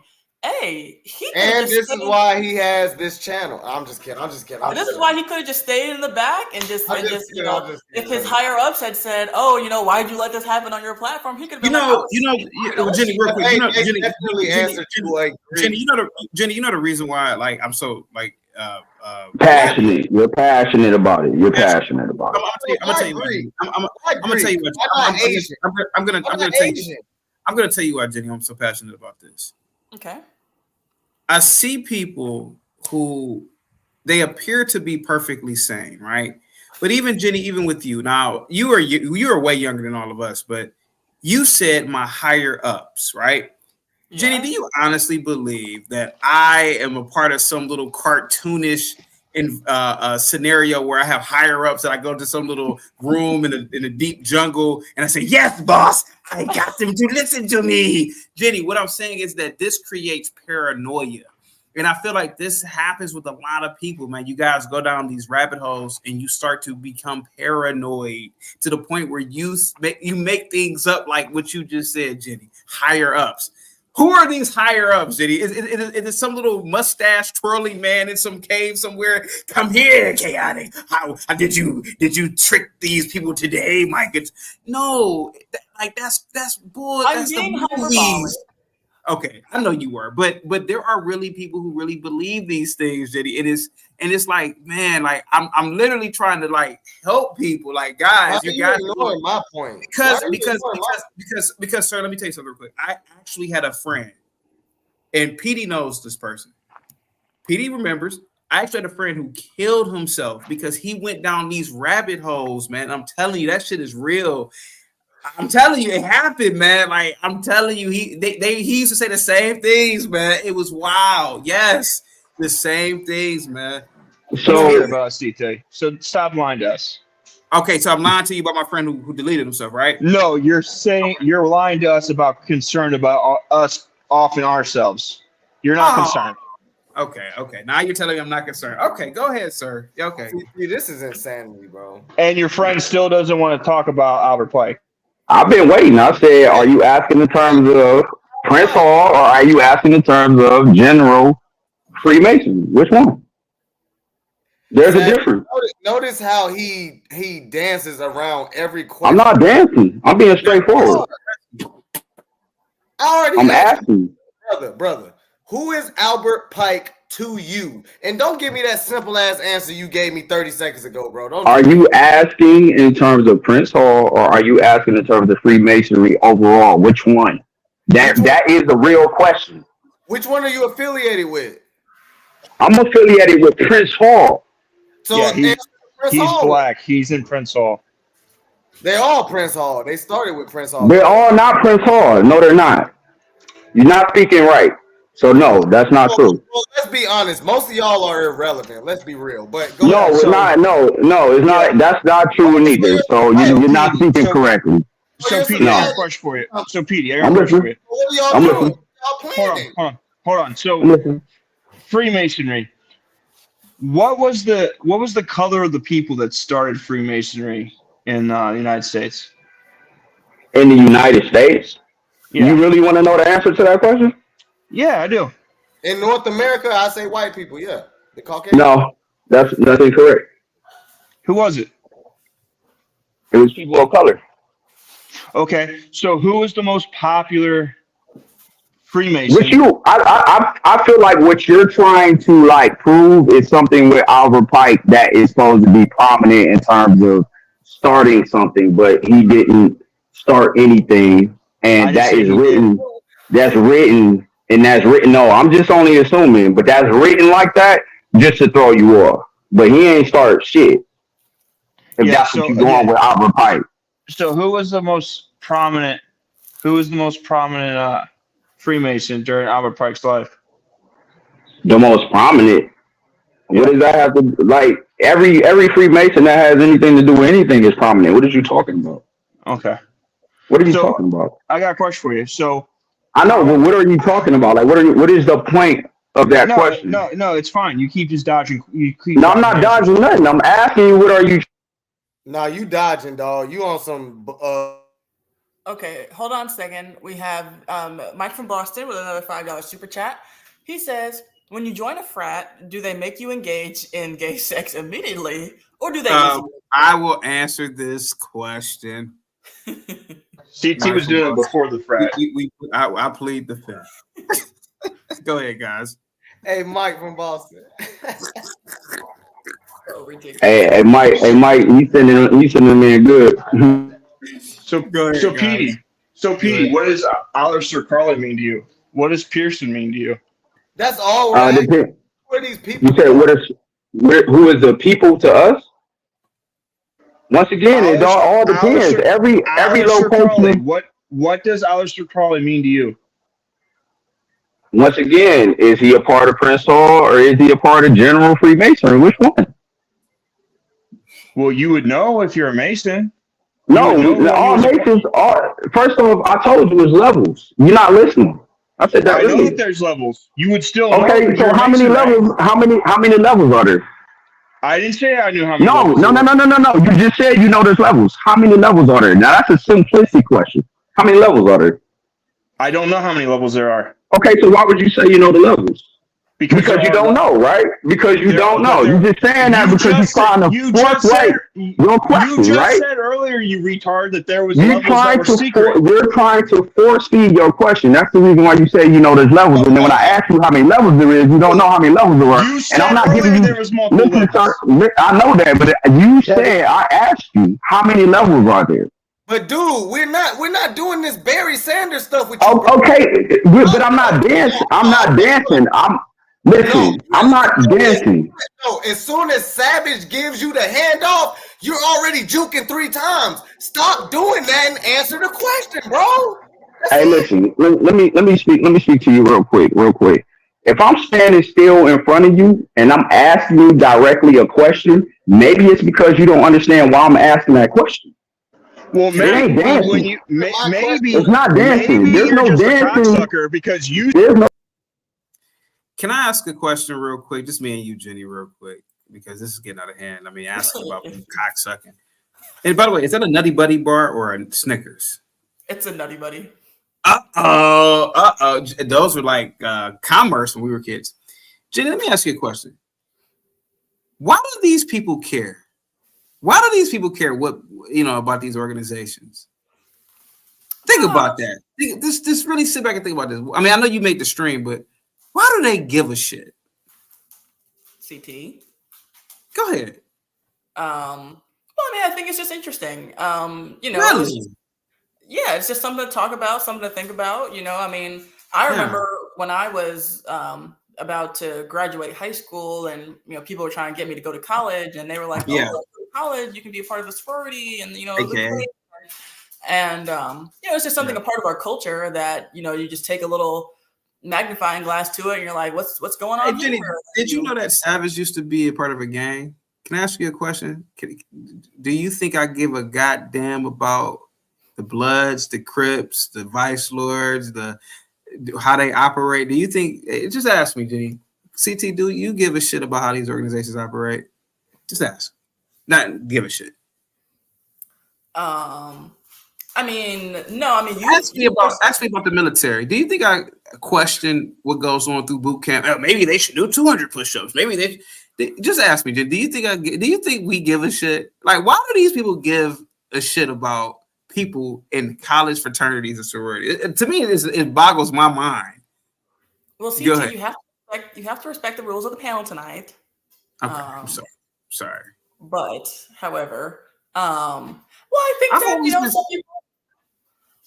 some people, just find different things interesting. I mean, me as a content creator, I have to think of different things coming up. But don't bring up my gang, CT. Don't talk about it. You're not a part of it. Don't. Can I finish Savage talking to? Don't you even mention my gang?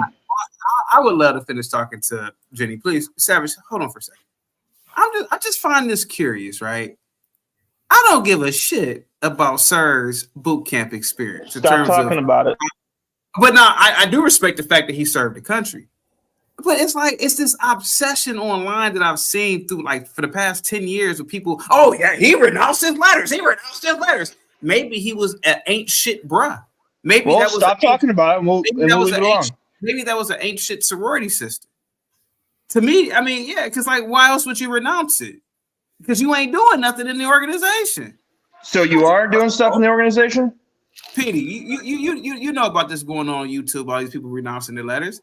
See, I asked you earlier, are you active? I asked you earlier. I am not, sir. Again, I am not active, sir. But do you know what that means? Do you even know what that means? Can you ask me a question, no, sir, I don't. Again, can I tell you what it means?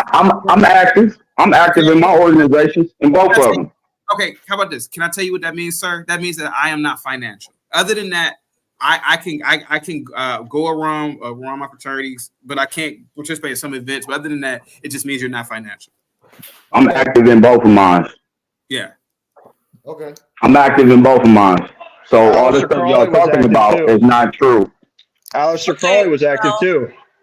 Well, we have some new faces on the panel, so let's get them in. Blacks Who Defy, what would you like to contribute? Well, I just wanted to come up here and ask the guy who is the authority on masonry to answer. I'm not the authority on masonry. I don't claim to be no authority on masonry. I wasn't done talking. Please be quiet. I don't care. I don't care what you are. I'm not. That's the point. That's the point. No, you're not about to label me as an authority on an organization. That's not the point. Because if you're not going to answer a question, sorry, sir, you're not about to label me like that. It doesn't even make any sense for you to talk. You're not about to label me on a public platform. Can somebody please mute him?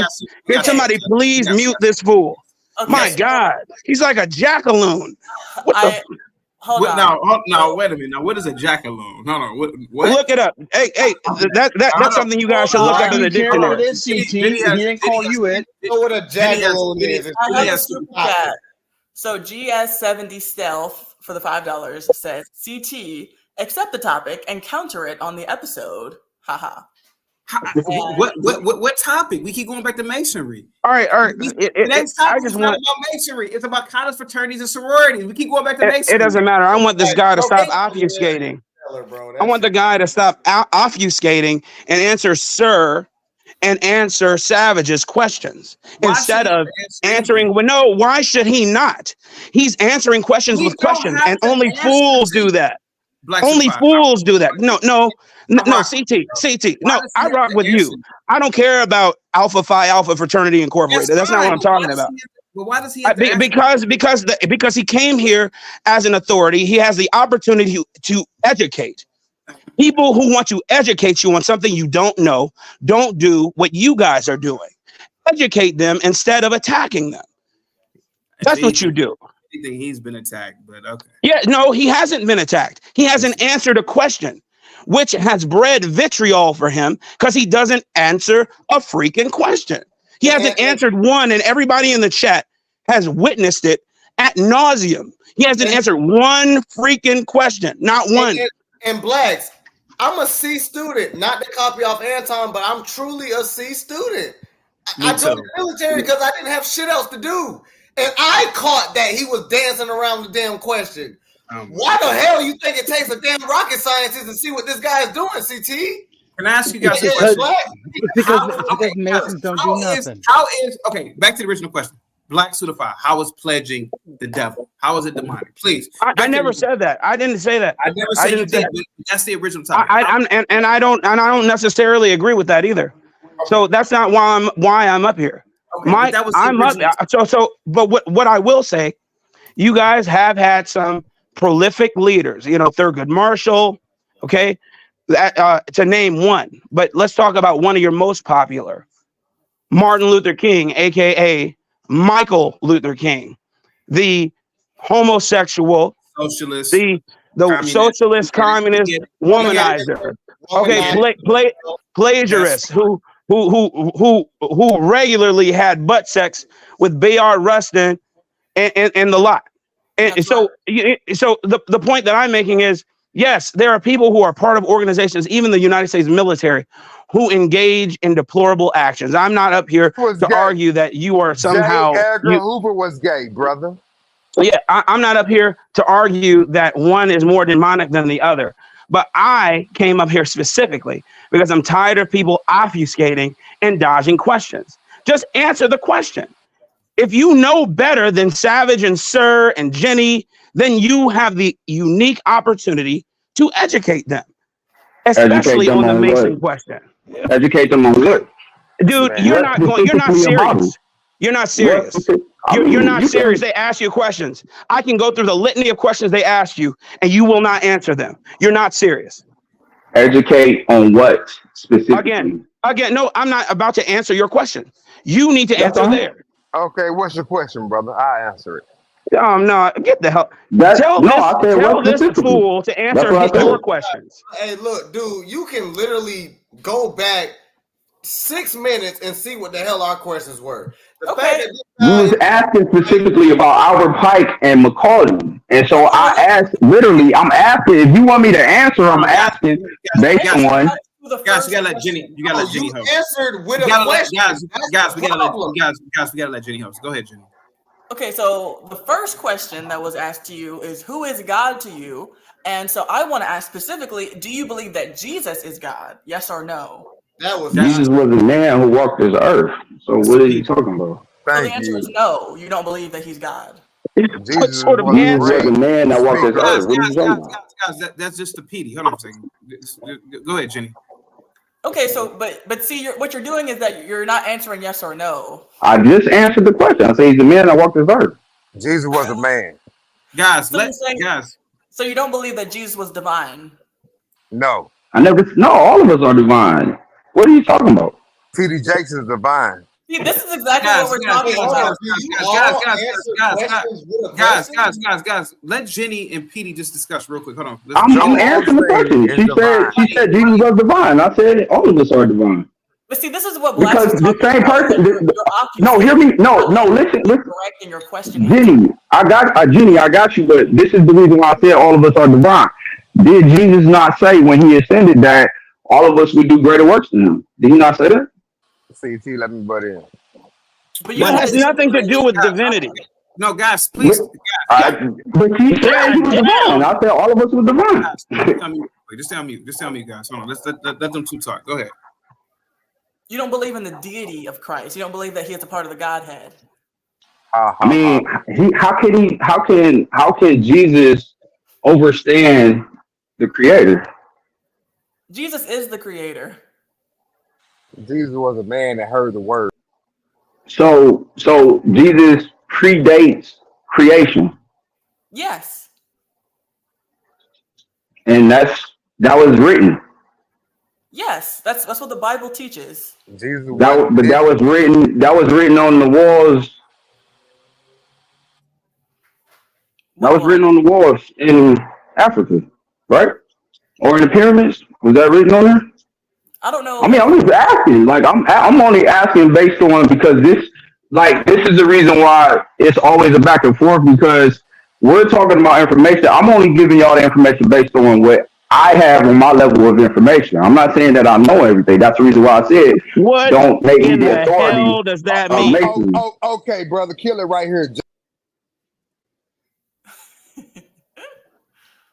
Jenny, all I'm doing is basically just saying this. Like, I don't have all of the information. However, when I'm asking you questions about something, it's because I'm asking you to tell me because that's not what I learned. Does that make sense? I understand what you're saying, but what Max was saying is that you're not being direct in your question answering. Because it's hard to be direct because you're asking for a factual answer. That's the reason why you can't be direct. Like, for example, if you're telling me right now that Jesus predates the creator, right? And so if I'm asking you, where are you getting that information from? You're telling me you're getting this from the Bible. So I'm asking you now, like, okay, which Bible is it from? Is it from the King James Version? Is it from the version that was before the King James? Like, where is it written at? Because the Bible is a collection of books that have been placed together, and all of the books haven't been put together in the Bible because there are books that are missing. So when you say that, it's like, okay, well, where is that information coming from? And where or who is the person who wrote that? You know what I'm saying? And then on top of that, if they wrote it, who did they get it from? I understand and so, you get what I'm saying? You understand where I'm coming from with that? Okay, so I don't claim to know all of that. That's not my position. My position is that this is based on like so. Prime example, I was raised up. I went to church. You know what I'm saying? I started off in Baptist, then I went to Pentecostal. You know what I'm saying? Then after that, I went to non-denominational. Okay, and then after that, I had a tragedy happen to me, and I actually, you know what I'm saying, had literally an experience with God myself. Okay. And so from that, I was like, okay, this is where I'm gonna stand on, this is where I'm gonna go. But I also knew that it's hard for me to have conversations like that because everybody's relationship with God is different. Like, I'm not a male, you're a female, right? I'm not a male. How you may interact with God is not the same way I will interact with God. Does that make sense? Yes, but all I'm saying is that when I asked you, do you believe that Jesus is God, and then you start going about, well, I don't know. Yeah, I say I can't claim that as a factual thing because of the Bible. I can't claim it off of that because now I got to think. Yeah, that's the question. It's like if I'm saying that, then it's like, okay, I know for sure, without a doubt, that I'm willing to put my life on that that he predates the creator, and I'm not willing to do that because I don't believe that that's the correct information. But that doesn't mean that I don't believe that he walked the earth. That doesn't mean that I don't believe that he ain't do miracles. That doesn't mean that I don't believe that he ascended off into heaven. That doesn't mean that. Right. Hold on. So Bob with the $5 super chat, he says, if you're gonna give this guy $100, if you're gonna give this guy $100, he wouldn't say how much is 100. What is 100? What are bucks? So I think he's kind of poking fun at the way that you're answering. That's fine. That's fine for the popes. I'm used to that stuff. I'm not worried about that. Like, the thing about it is that when you speak on, my bad. Go ahead, CT. I think we're getting too far off the topic here. The topic is pledging demonic, right? I'm trying to bring it back to that. That's what I was asking for, but it is what it is. But Jenny, okay, so Jenny, you've never seen anybody pledge. You don't know, you've admitted this, right? You don't know what goes on within fraternities and sororities on college campuses, other than you probably seen some movies, You probably have heard some things about some white boys drinking a whole bunch of kegs and, oh, dude, you're in now, bro. You're a Delta, bro. But Jenny, what is the act? What is the act that these people are doing that makes it demonic, right? So should I give an example, right? Or are you good to answer that question? Yeah, and so the thing that makes Freemasonry and then these Greek organizations by extension demonic is because of their origins and because of who they do their service in name of. Okay. And so like how earlier we were talking about how when it comes to the black ones, the Divine Nine, that they each have a Greek god that is linked up with it. Like okay. Yeah. Now, can I ask you a question?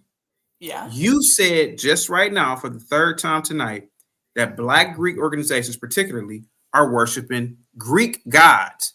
Now, can you give me facts and evidence to prove that Delta Sigma Theta, Alpha Kappa Alpha, Sigma Gamma Rho, Alpha, any of those fraternity sororities are worshiping Greek gods? What facts do you have? Do you have any data? Do you have any imagery? I mean, what facts do you have? Because earlier you said the Sphinx, and I have to remind you that the Sphinx is not a god. The Sphinx was it's supposedly the protector of the empire.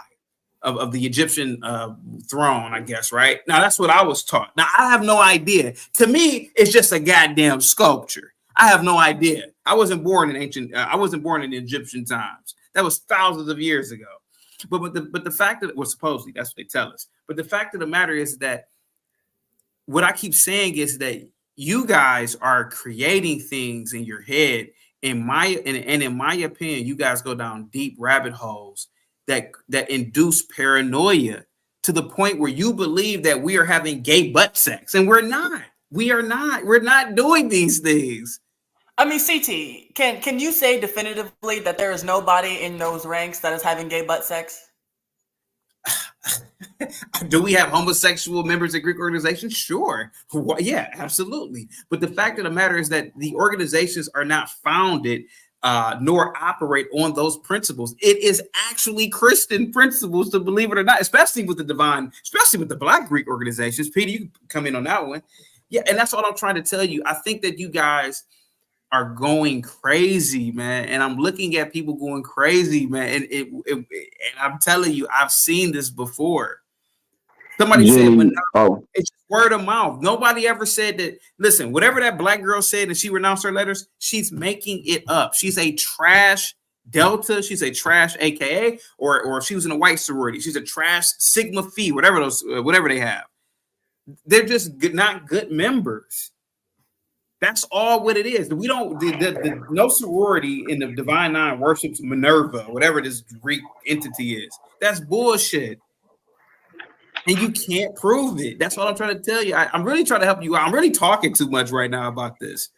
Go ahead, Petey. I'm sorry. I'm gonna bring everybody back up in a minute. I just don't want to get cut off anymore. No, it's cool. No, it's no, Jimmy, I know they want they questions answered and stuff like that. So I'm gonna just base it on it. So as far as like the Albert Pike one, like I said, I don't know. Like I think he's a Confederate soldier, whatever.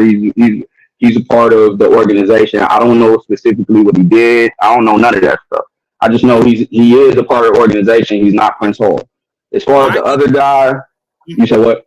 But Pity, why even answer? No, because it's just out of respect. It's out of respect because even though they was insulting, I'm just gonna stand on the square and answer the question. So the other guy I think it was Macaulay or something like that, Jen. I don't know if he's a member or not. I never heard of that name. You know what I'm saying? A lot of our members, based on the locations, based on cities, all of that other stuff, like all of us, we have to give signs and stuff like that or symbols to interact with each other. And just like the gentleman said earlier, like it is a community of people helping each other. But however, you also got bad apples. You got bad apples everywhere. You got bad apples in church. Am I wrong, Jenny? But that's what I said. Jenny, No, I'm saying, Jenny, am I wrong? Like, don't you got bad apples in church as well, right? No, yeah. Jenny, can you go? Delta Sigma Theta's website right now. Can you go to I'll use a white organization. Can you go to what's a white sorority? Pity. Lambda. Oh yeah, can you go to Lambda and see that if who do they worship? Would it say, oh, we worship the god Moloch? We worship. No, I'm telling you, man, you guys are insane, man. Insane. All right, I have some receipt. I have a receipt pulled up for you. From an actual website. You have the receipt from the website, or are you on Reddit? I'm on Twitter, but okay, Twitter. Oh, okay. Oh, hell of a source, Jenny. That is a. I mean, okay. Look, here we go. Yeah. Okay. Show us the Twitter. Show us what Twitter is showing you about our organizations, please. Go ahead. All right, and so here we have the different gods that go with the different organizations. And so I don't know if it's coming in clearly or not. It's pretty small. Why do you keep going to the Black Greeks too, by the way? Like, it's more white fraternities and sororities than it is Black Greeks, right? Well, this is just an example of the ones that I've seen that have the gods pulled up. But the two main ones that I was going to talk about were Chi Omega and what is this one? Pi Kappa Alpha, and those are the two largest ones. So what are we looking at here? Because I'm confused. What are we looking at here? Okay, so what we have here is the different gods associated with the different what is it? The different associations. And so Sigma Gamma Rho, their false god is Aurora. Iota Phi Theta is Centura. Alpha Kappa Alpha. The centaur is half man, half horse. The centaur. Yeah. Okay. And you're telling me that the Iotas, whom I know a lot of Iotas, they worship the centaur. They might not know that they worship that, but they do. Oh, okay. Yeah. And keep on, please. Let's listen to you. Come on. Yeah. So the false gods are the Divine Nine. The Delta Sigma Theta, theirs is Minerva. Phi Beta Sigma is Athena. Zeta Phi Beta is Bacchus. Hey, hold on a second. See now, okay. Hey, Pity. Yeah. When T was dying of cancer and had her funeral, were all the deltas, all the sororities, were all the sorors there? Who were they worshiping? I mean, sorry, that was a Christian funeral. They was calling on Jesus. Everything. Okay. Yeah, absolutely. I didn't hear not one of her sorority sisters, her sorors, who we all saw her die of breast cancer, horrifyingly die of breast. None of them bitches. No, I don't want to call them bitches, but none of them sorors, none of them sorors were talking about Minerva at her funeral. No, they weren't. I mean, but hey, Jenny. I'm insulting. Jenny, you could feel free to do your own show. I'm about to say, Jenny, can you do me a favor? This is insulting, man. This is Go ahead. No, that's cool. Jenny, according to when Christianity was founded, and maybe you could bring up, the panel to answer this question as well. And I'm only asking just to confirm or validate. Was it founded through Catholicism or not? From what I saw, it wasn't founded on either of those. It seems that it seemed more a-religious, like it just came from like a more hedonistic thing. It didn't come from a church or any type of formal religion, from what I saw. Right. Okay, so I'm just gonna give this information because I think I gave it before one time. So you ever heard of what's the name? Dagon? Dagon. Sounds Dagon's not Christian. No, I know. I'm just asking. Like, you heard of Dagon, right? Dagon is he's a particular god or deity or whatever, right? That was worshipped. That was the level 9 boss on Mortal Kombat. I remember that shit. You silly, bro. Like, no, I know Dagon definitely is. Like, if you look it up on your computer, it should come up. But if you look at the Pope, right? If you look at his garment and his hat, and then you look at his picture, and you look at a picture. Which Pope? There's 3 of them. One has white, one has black, one has red. Which one are you talking about? The one that has white and he wears the big hat on his head. Okay, please elaborate on the other 2 when you have a chance, please, sir. Thank you. I cannot, because I don't know what you're getting at with the other 2, so I don't have the information. If you look at the conversation was the one edging demonic. I'm just getting to the God part, like the God for the deities for the frats and sororities. So what I'm saying is that with Dagon and then also with the Pope, like if you look at a picture of the Pope, look at a picture of Dagon, you turn the picture sideways, both of them look the same. It matches up. Then also you got the symbolism with the cross, but it's also in cahoots with the one cross that was dealing with like the Soviets and stuff like that. You know what I'm talking about?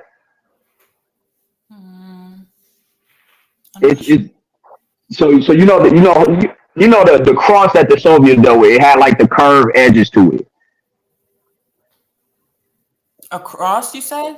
The cross. He's talking about the Iron Cross. That's what he's talking. Yeah, the Iron Cross. Exactly. Thank you. I appreciate that. Yeah, that goes back to the Rosicrucians, and it goes. Hey, you back gotta to remember, Jenny's a little young. Yeah. She's a little young. No, it's cool. No disrespect. Nothing about the age. This is all about information. We all learning from each other. So I'm just what I'm saying is that the what CT and maybe some other people is coming from in terms of standing on the other side of the, you know what I'm saying, the argument or whatever about the symbolisms of gods and everything like that, is that if somebody performs, you know, a bad act or whatever, and they're wearing these letters or they are affiliates of this organization, would you agree that through propaganda or whatever the case may be, the whole organization takes the hit instead of the actual individual? No, sir. That's a false. That's false. Hold on. Okay, so all right. So reason why the reason why I asked that question is because go ahead. You good? No, you good. Chat. Virgo Sapphire 76 for the $5 super chat says, as if Christians don't accept the phrase, stop the cap, aka I grew up in church and now I'm just spiritual. Okay, so we have another Greek letter simp in the chat defending her sisterhood, but thank you for the super chat. Hey, Jenny. Mm-hmm. So, do you want to hear something funny? Jenny, you cold as hell with them insults. Jenny, you know what's funny? You know when do you know when CT took over the panel and kicked the panelists off, and he started running the show and having the conversation, and then you had his friend Pete, the Mason that was up here, and they were talking to you, and the Mason told you that he was a Christian, but he didn't believe that Jesus was God. That would, by definition of Paul's letters, would make you not a Christian, correct? I never said I was Christian. I said that I started with Baptist, then I started with. Sir, I wasn't talking to you. But I'm correcting you. You can't label me as something that I don't choose to be. Accept Jesus Christ as your Lord and Savior. So, would that make you a not a Christian, Jenny? Definitely. Okay. Okay. So he also brought up the fact that if some bad people do bad things in your organization, that's just an outlier. Well, he doesn't know, or just pretended not to know anything about Aleister Crowley, but Aleister Crowley had so many awards and medals and secret handshakes and statuses of being a Mason that he said in his own writings that it would hold an elephant to the ground. And Aleister Crowley was a Satanist who actually started the Satanism that's currently going on today. Open Satanist at that. Open Satanist. Manly P. Hall is probably on the same level as him, and he's a person who has documented history, and none of his information that he has is mentioning the guy that you just mentioned. Yeah, actually, P. Hall. Manly P. Hall. No, he doesn't mention him talking about being a staple in the organization. Sorry about that, sir. He does reference Well, they don't Aleister call Crowley, it and Satanism, Aleister Crowley bro. was But a he's not Satanist. the staple in the organization. But they Aleister don't Crowley call it. was a Satanist. They don't call it. Was he a Caucasian man? Of Yes, course. Okay. Al- that So was Alistair mainly did I P. not Crowley. did I not say that this was started by colored folk? Yeah, again. So going back to what I was saying. So Yeah. Manly P. Like Hall, Barry Sanders joke. yeah, Manly P. Hall, and again, All pro Aleister juke, by the Crowley. way. Aleister Crowley was a Satanist. And unfortunately, it's funny how he's going back to this hidden knowledge. It goes back to this hidden knowledge about you have to look into the book to know exactly what the answer is going to be because it's based on who, when, and where. It's the same shit. They're like So him and for the CT are straight as D9, fine. so for the D9, Jenny, and like speaking on that because I'm also alpha as well. That we don't do demonic stuff. You know what I'm saying? I work in my fraternity all the time. We do a lot of community service stuff. We care for kids. We help high schoolers. We do a lot of that stuff. Now, I'm not speaking for anybody else who actually like does like ignorant stuff within the organization. I'm not speaking on that at all. I don't even condone that. It's okay if you ain't learned enough. No, hold on. Jenny, Yeah, he's also lying. remember that there's levels to Freemasonry, and these niggas might be peons, so they may not First know. off, Hold first on. off, no, it's not even like that. Respectfully, It's not even like that. Got a You super have to chat. accept that. Virgo No, Sapphire I mean I accept all the name calling and everything. I accept all that. That's cool. says, I Not the believe in name God, calling not in that you don't know Yeah, enough. name. Yeah, no, I mean Jenny's trying to read. insult. Jenny's trying to read. Oh my Okay. bad, Jenny. Go. It's okay. I read it. Continue. Yeah, well, I apologize. Alistair Pike, the white man, says he said to a speech that was documented to people that were going from 32 to the 33rd degree that they worship Satan, and then Aleister Crowley obviously worshipped Satan, and he was a Freemason. Do you even know why 33 is even important? It has something to do with Jesus, by the way. No, it don't. And Yeah, Jesus it has is to a do yes. with Yes, it does. Do yeah. you It also understand where the it has to Freemasons do with came Mount Hermon. from? You can't prove that with Bible, so no, it I doesn't. can't prove that. I can't prove What, it because everybody has it on their body. Go what's ahead. the origins of the Freemasons? He's trying to talk to you about the vertebrae in your spine, but Exactly. again, About what 666 being the mark of But man? why does it associate with the vertebrae in the spine? So you're saying So- that it's the mark so of you're man? are you No, telling me? what? No, are I you- never said it was the mark of man. The mark of man is 666, and that's 6 protons, 6 neutrons, 6 electrons. Okay. Yeah. That's So science. are you? So are you? Yeah. So are you telling me that Allah, arm, leg, body, head, arm, leg. are you telling me that a third of the angels didn't fall from heaven with Satan? Is that what you're telling me? A third of the angels? 33%. No, I never said that. I never said that at all. So let me get it straight. You said that. So did a third of the angels fall from heaven with Lucifer? Is that? I never is that said something that. that's- I never said that. You said that. Is that in the Is that in the Bible? I You were a never Christian, said sir. that. You grew up But in I the never church. said that. I Yeah, never I'm said saying- that. Is that stated in the Bible? I never said that. And I also I didn't say explained that you said what my that. I asked you a No, question. you're not listening to me. I also explained what I said according to the book. I said that I asked Ginny a question earlier. I said, where is the information of Jesus predating the creator? I asked that question.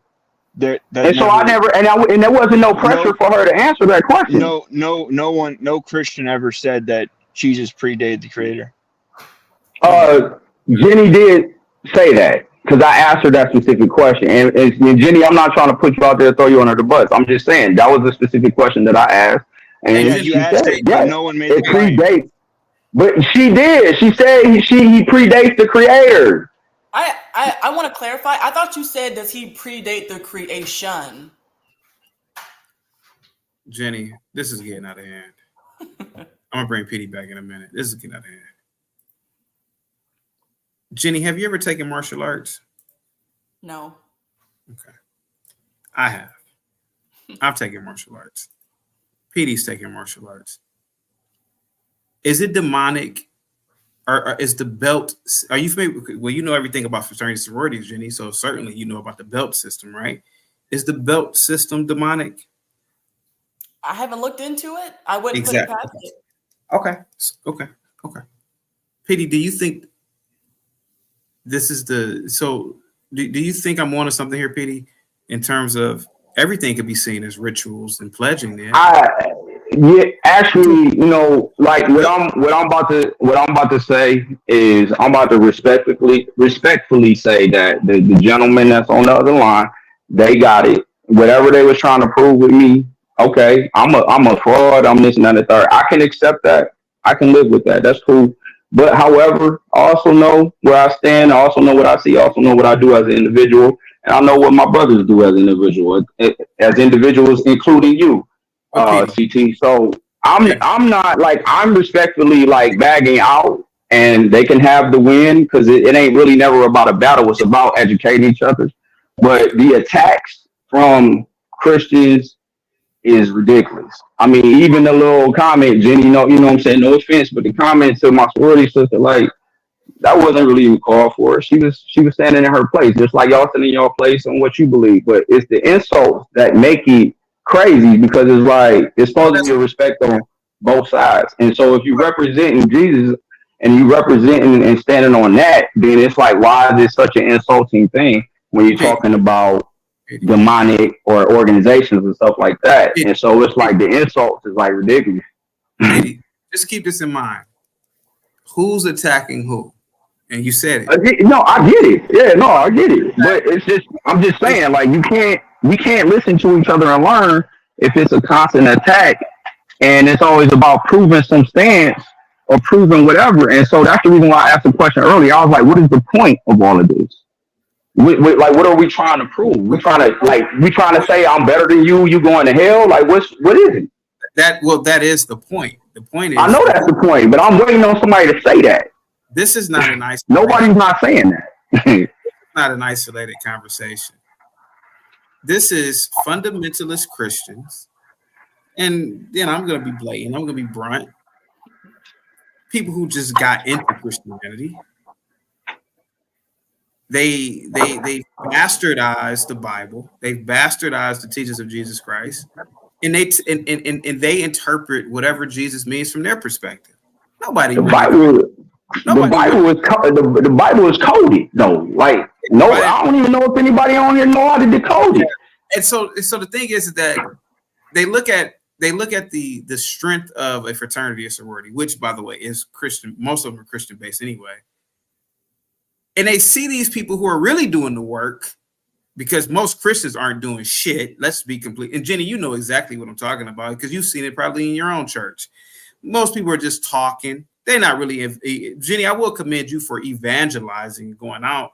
But most Christians ain't really living like Jesus Christ, to be honest with you. And so they see these organizations who are really doing the work of the Lord by going out in these communities and actually doing stuff.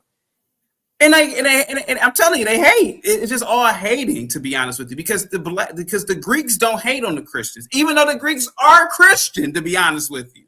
The most of them. In fact, 90-something% of black Greeks that I've seen are Christian. It's hypocrisy. Go ahead, Jenny. We can read it. Virgo Sapphire 76 says, for the $5 super chat, if I'm a simp, then teach me. Jesus would have never cast me out. At least I learned that in church, it's your duty to bring me to the altar. Exactly. Well, I don't agree with that. Jesus cast plenty of people out. Like who? Who did he cast out? Name them. Like the Pharisees. He was always rebuking them. Why did he cast out the Pharisees, though? Because they were prideful and arrogant and hypocritical. So what does that have to do with the Greek organizations? I'm not speaking about the Greek organizations right now. I'm just saying in general. Like a lot of people have this idea that that God loves everybody and that everybody should be welcome at church. And I don't agree with that. I don't believe the Bible teaches that. So where in the Bible does it say everybody's not welcome in the church? Amen. Well, does it say that people with Down syndrome, people who are, I mean, where does it say that? I mean, the prostitute certainly would have been welcome at church because Jesus actually wiped the feet of a prostitute. Well, she was an ex-prostitute. So it matters if people are willing to, if people will get saved, then they're welcome at church. But unsaved people aren't welcome at church. My sister, didn't Jesus like toss the tables of the money changers in the temple? Yeah, that's because they were turning the house of God into a house of merchandise, and that's wrong. But he was tossing their tables up like they was having the wrong party at the wrong time, and he was gonna shut it down. Like, okay, you're not doing this right here, right now, not in my father's house. Yeah, yeah, you're not supposed to sell things in church. That's inappropriate. I love this sister. Jenny, could it be that nobody really knows what the hell they're talking about? Could it be that too? No, that's not the truth, CT. We just told you Jesus flipped over the tables. He was pissed. Jesus had an attitude. He was mad and all the other stuff. He wanted that smoke. He wanted that problem. No, what I mean is, could it be, Jenny, that nobody knows what the hell they're talking about?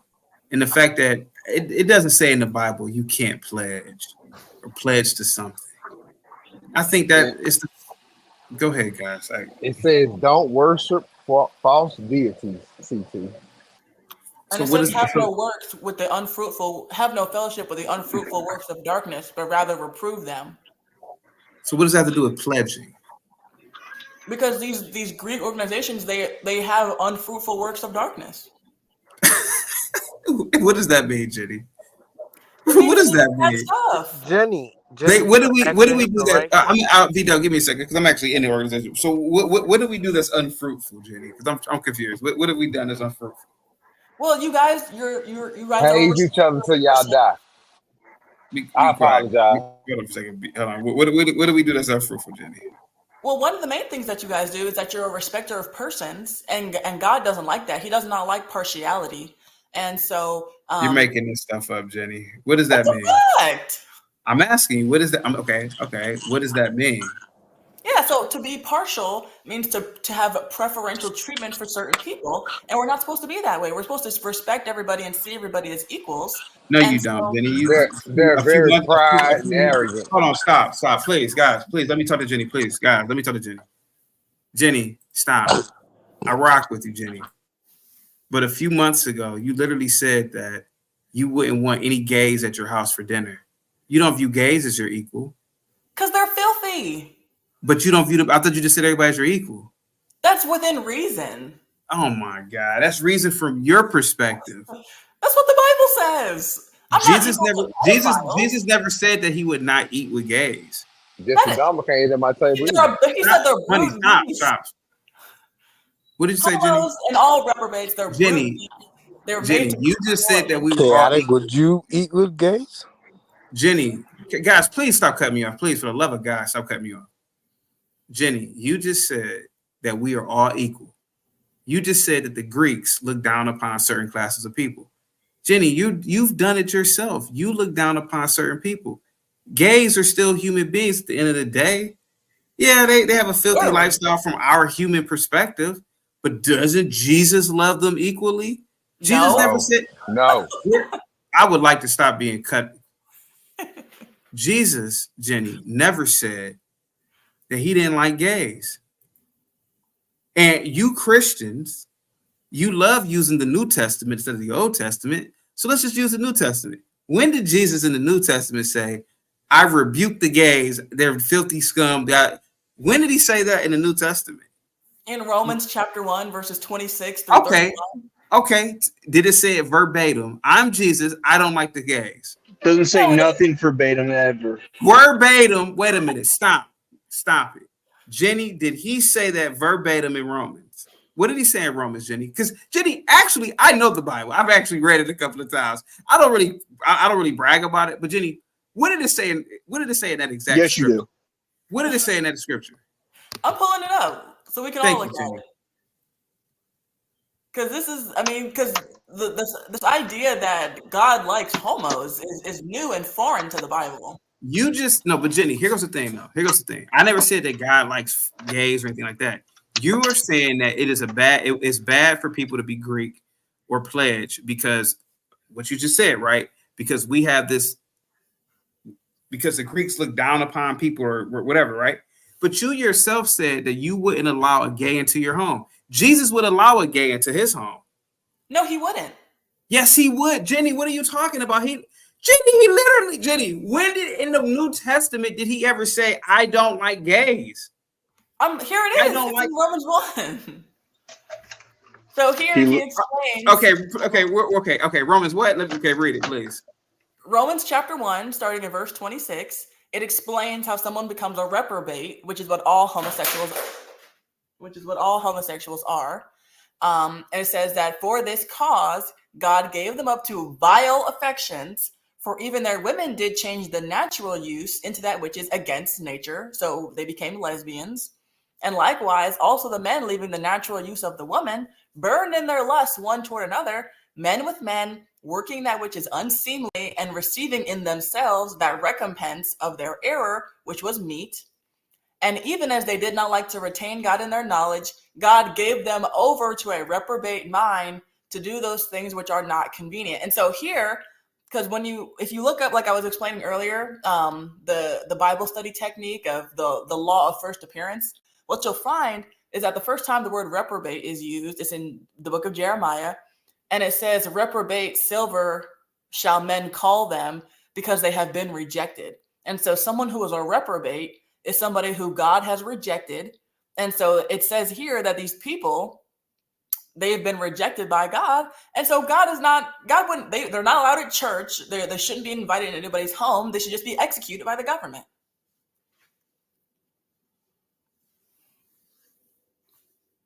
Jenny. Yes. Jenny. You there, Jenny? I'm here.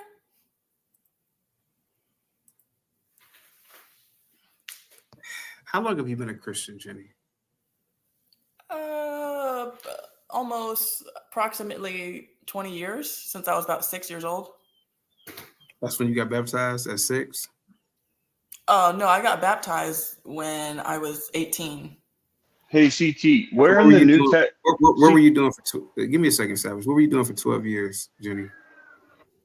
I don't know. I guess I just didn't see the value in baptism, or I just didn't think about getting baptized. It wasn't something that my pastor at the time really ever talked about.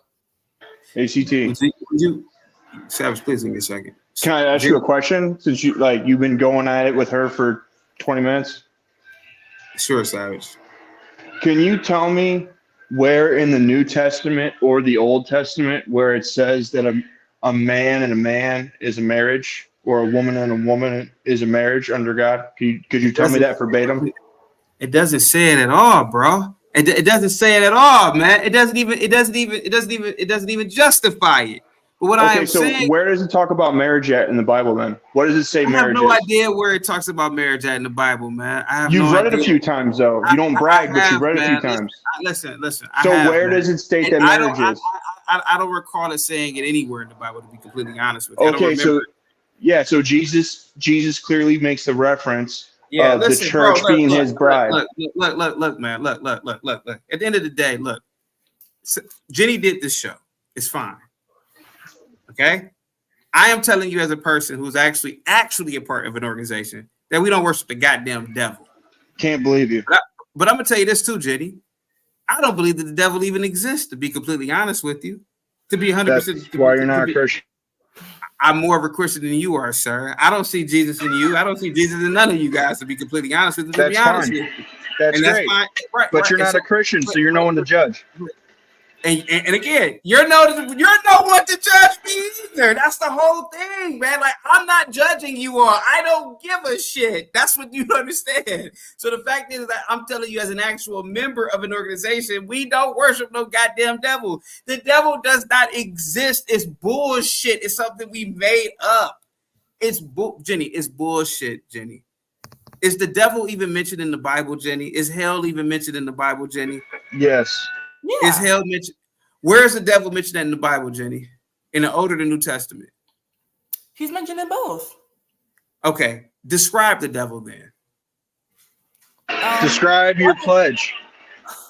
The Bible says that that Satan has been transformed into an angel of light. And so a lot of people think that the devil, that that he's like horns and a pitchfork and a pointy tail, but in reality, we see the devil most in things that we think are appealing or things that we think are attractive.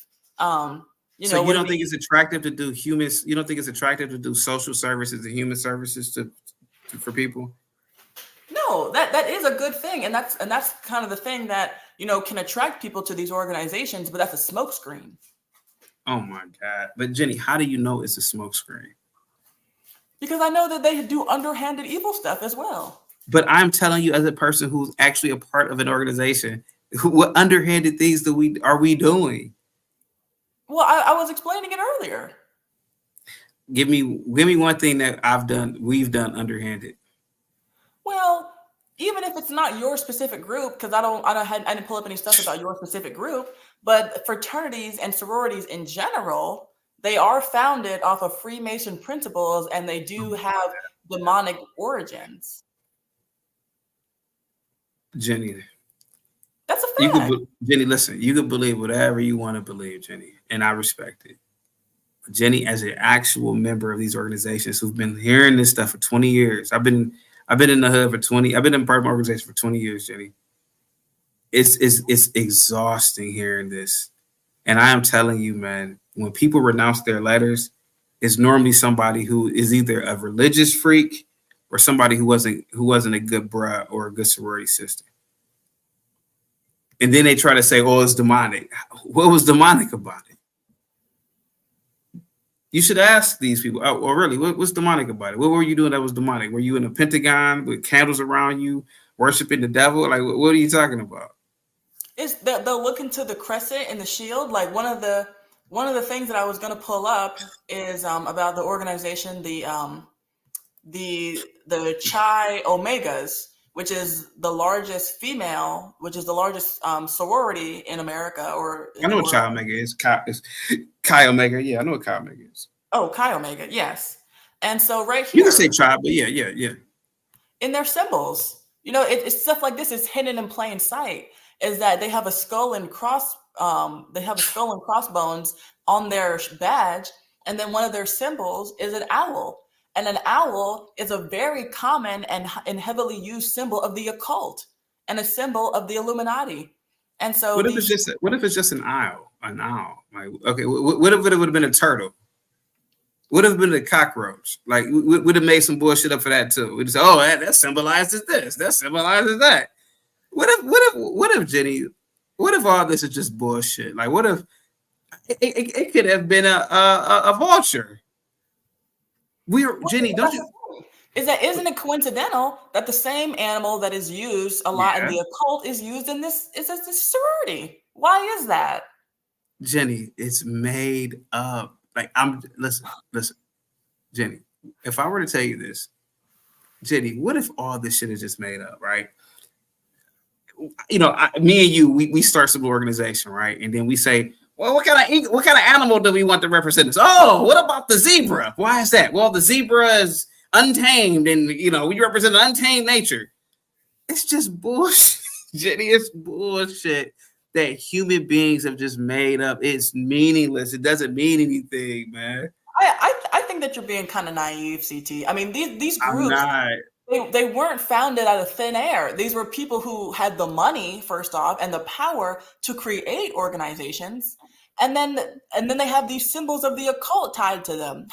That's not a coincidence. How was it the occult? Like because the skull and crossbones. When has that ever meant anything good? And then the owl is a common symbol at the Bohemian Grove. They have a Jenny. You and I and anybody can rent the space at the Bohemian Grove and party there too. You can rent the space, right? I mean, you can look it up yourself and schedule whenever you want to rent the campgrounds, Jenny. Well, I mean, I don't know how big the campgrounds are, but there's a certain spot where there's a giant owl statue, and they dance around it and they worship it because the owl is a symbol of wisdom, of this world. But it's devilish, and so this is just one example. How it's just blatant, and how they have all this different occult symbolism.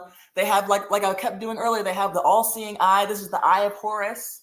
And it's like, why would you have that in your Greek organization when the eye of Horus is an Egyptian symbol? And like we talked about earlier, it's all connected because it's all by the same devil. If I drew a picture, right? If I drew a picture, right, of the all-seeing eye, are you telling me that my drawing has powers? If you do a drawing of what? The all-seeing eye, right? If I just do a picture, if I literally drew a picture of the all-seeing eye, does that have magical powers when I'm done drawing it? No, it wouldn't. But if you prayed over it and if you did a witch incantation over it, it would have some power.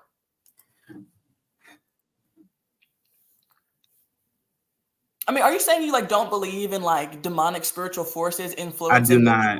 I don't. Me personally, I don't. I never have. I believe it's stupid.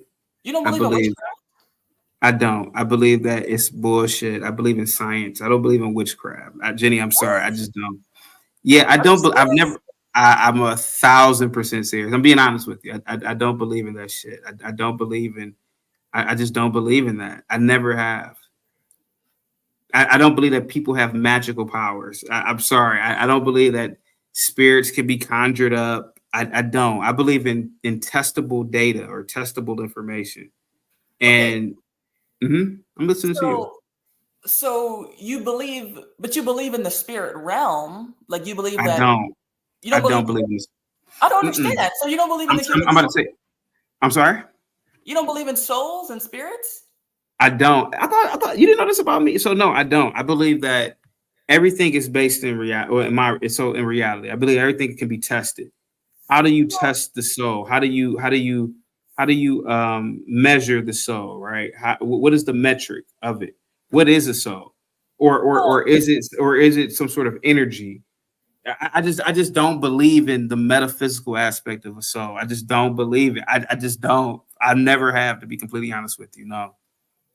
Okay, well, now that makes me because I don't.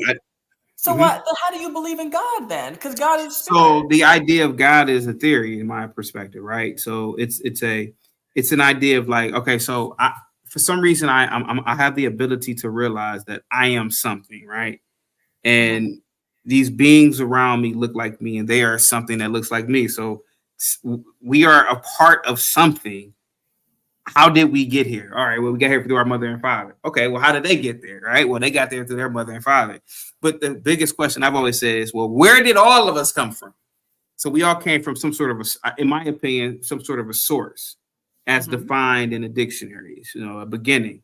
There's a possibility that there could have been a source that we call a God.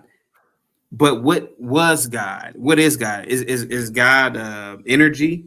Is God I don't know. Is God is God could have been a computer? God could have been some sort of complex. Man, I can't even. Words can't describe it. Maybe some sort of complex superorganism that was possibly created from something else, him or herself, if you give it a gender. The thing is, Jenny, that I have accepted that I really don't know, to be honest with you. Now, if you were to ask me, do I believe in Jesus? It's a possibility that there was a man named Yahshua, or there was a man that we now call Jesus that walked the planet. But you tell me he walked on water. You tell me he fed thousands of people with one loaf of bread. You tell me he did all these works, right? Well, that leads me to believe, well, was he an extraterrestrial? Did he have advanced technology to do it? It gives me too many questions, right? And these are questions I've always asked since I was a child. So it's not that I don't believe it, right? It's not that I don't believe it. It's not that I don't disagree with you, because you could be perfectly right. It's faith. But I've always just said that I just like to question everything. So yes, so from your perspective, pledging could be demonic, right? It could be from your perspective, right? You could be right. But from my perspective, I don't agree with it. I don't agree with it, because I could look at everything like pledging. Again, I could look at what does it take to become a firefighter? Well, you come into the station, you're 5'7", you're 100 pounds. You need to gain weight, boy. Get on your knees and start doing push-ups. Well, to a degree, that's kind of pledging, because now you want to be a part of a greater good, and that greater good is saving lives. And it's the same thing with, I think, fraternities and sororities. It's a greater good. So I am not arguing with you all. I'm not arguing with you all. I'm just telling you, as a person who's a part of this organization or these organizations, that I never worshiped the devil. You know, I was always, with our creeds and oaths, to be a better person, to service humanity. I mean, my organization literally is, first of all, servants of all, we shall transcend all. You know, and when people say, and again, I don't want to discourage you from not doing these types of shows, but as a person who's actually in these organizations, I was just saying, why don't you just listen to us, right? Now, you could be right. Maybe from your perspective, pledging is wrong. I have no idea, but I have read the Bible. I came to the conclusion that maybe I'm not really that intelligent enough to really understand it, because it was written thousands of years ago in a different language, and it was interpreted to it. I just don't just accept everything as an absolute. And I'm not telling you or anybody else not to do it. That's just been me. So, when PD came up, I've known PD for a long time. I'm telling you, the people that we've known who are deltas, AKAs, even in the white fraternities and sororities, they've generally been Christian or a few Muslims, but generally Christians, Jenny, So that's all I was saying. Go ahead, Jenny. Okay. Well, since you don't believe in the spiritual realm and like how the spiritual realm can affect the physical realm, then I mean, I just think that adds more validity to the fact that you are participating in these things that you think are only physical, when underneath the surface they have a spiritual application that you're just not registering because you don't believe in that. I mean, again, you could be right, Jenny. I rock with you. Again, you could be right, but has anybody ever built some sort of spaceship or some sort of ship to go to these realms of existence? Like, how do we know this stuff? How do we know it? It really is just nothing but faith. And not to say that faith is wrong. I've always said, man, faith is some of the best things you can have as a human being, because it keeps you from not quitting. But at the end of the day, nobody really, I mean, from my perspective, nobody really knows anything. And I've always said that nobody really knows anything from my perspective, and the thing is that when do we test things and when don't we? And so the thing is that where are these realms at? Where is this spiritual realm at? You mean to tell me I can't access the spiritual realm if I create? We lost him. But that's just me, though. Go ahead. You cut out for a second. What'd you say? Oh. No, I was just saying, like, it's more to this universe than what meets the eye. That's all I was saying. But I don't want to keep hogging up the panel. Go ahead. Hey, Jenny. Mm-hmm. Did you know that motorcycle clubs state that they're just motorcycle clubs? Yeah, I'm familiar with that. But what you're saying, like, in reality, they're gangs? Yeah, the Hells Angels, if you ask them, they're just a motorcycle club. They're just a bunch of guys that like brotherhood and motorcycles. Right, yeah. So, like, and I'm sure some of them, probably do genuinely believe that. And then there's other ones that say that because they know that's what they're supposed to say, and that's what the front is. And so I didn't realize that about CT's beliefs. I thought that he believed in the spiritual realm. But since he doesn't believe in the spiritual realm, then it makes sense that he's going to be like, oh, we're reaching, because what we're talking about is the spiritual application to these physical things. Well, let me be clear. Let me be clear real quick. It's not that I don't believe in the spiritual realm. It's that I don't know exactly what that would entail. I don't know what it is. How do we measure the spiritual realm? What is it? How does it exist? Okay, to be clear. Okay, go ahead. I can talk about that a little bit. You didn't. Sure, Rock, you can go ahead. But you don't think I know what I'm speaking about, Miss Ginny? I know you don't know what you're speaking about. Okay. So I'll just go ahead and respect you as much as you did me, and I won't. I mean, we have different opinions on our views, Rock. The only major difference of opinion is you think Jesus is in hell torturing people, and I think that's crazy. And you also don't believe in eternal security, right? No, you have to work. You still have to work. Like, just because you get saved and you go and dip your head underwater one time doesn't mean you're going to go to heaven. No. Yeah, exactly. So that's the bigger issue we have with our that, I differences. mean, so Ginny, so basically, like, let's say Joe Biden, right? You don't really like Joe Biden, do you? No, right? I don't. Do you think Joe Biden's going to go to heaven or hell? He's going to go to hell. Well, what if he got baptized? Well, baptism doesn't save you. Believing on Jesus saves you. So it's just, you just have to believe it and you can still be doing whatever you want to, right? Yeah. So I could go and murder people tomorrow and go rob people and do all this nasty stuff. As long as I believe in Jesus, I'll go to heaven. Yeah, that's a fact.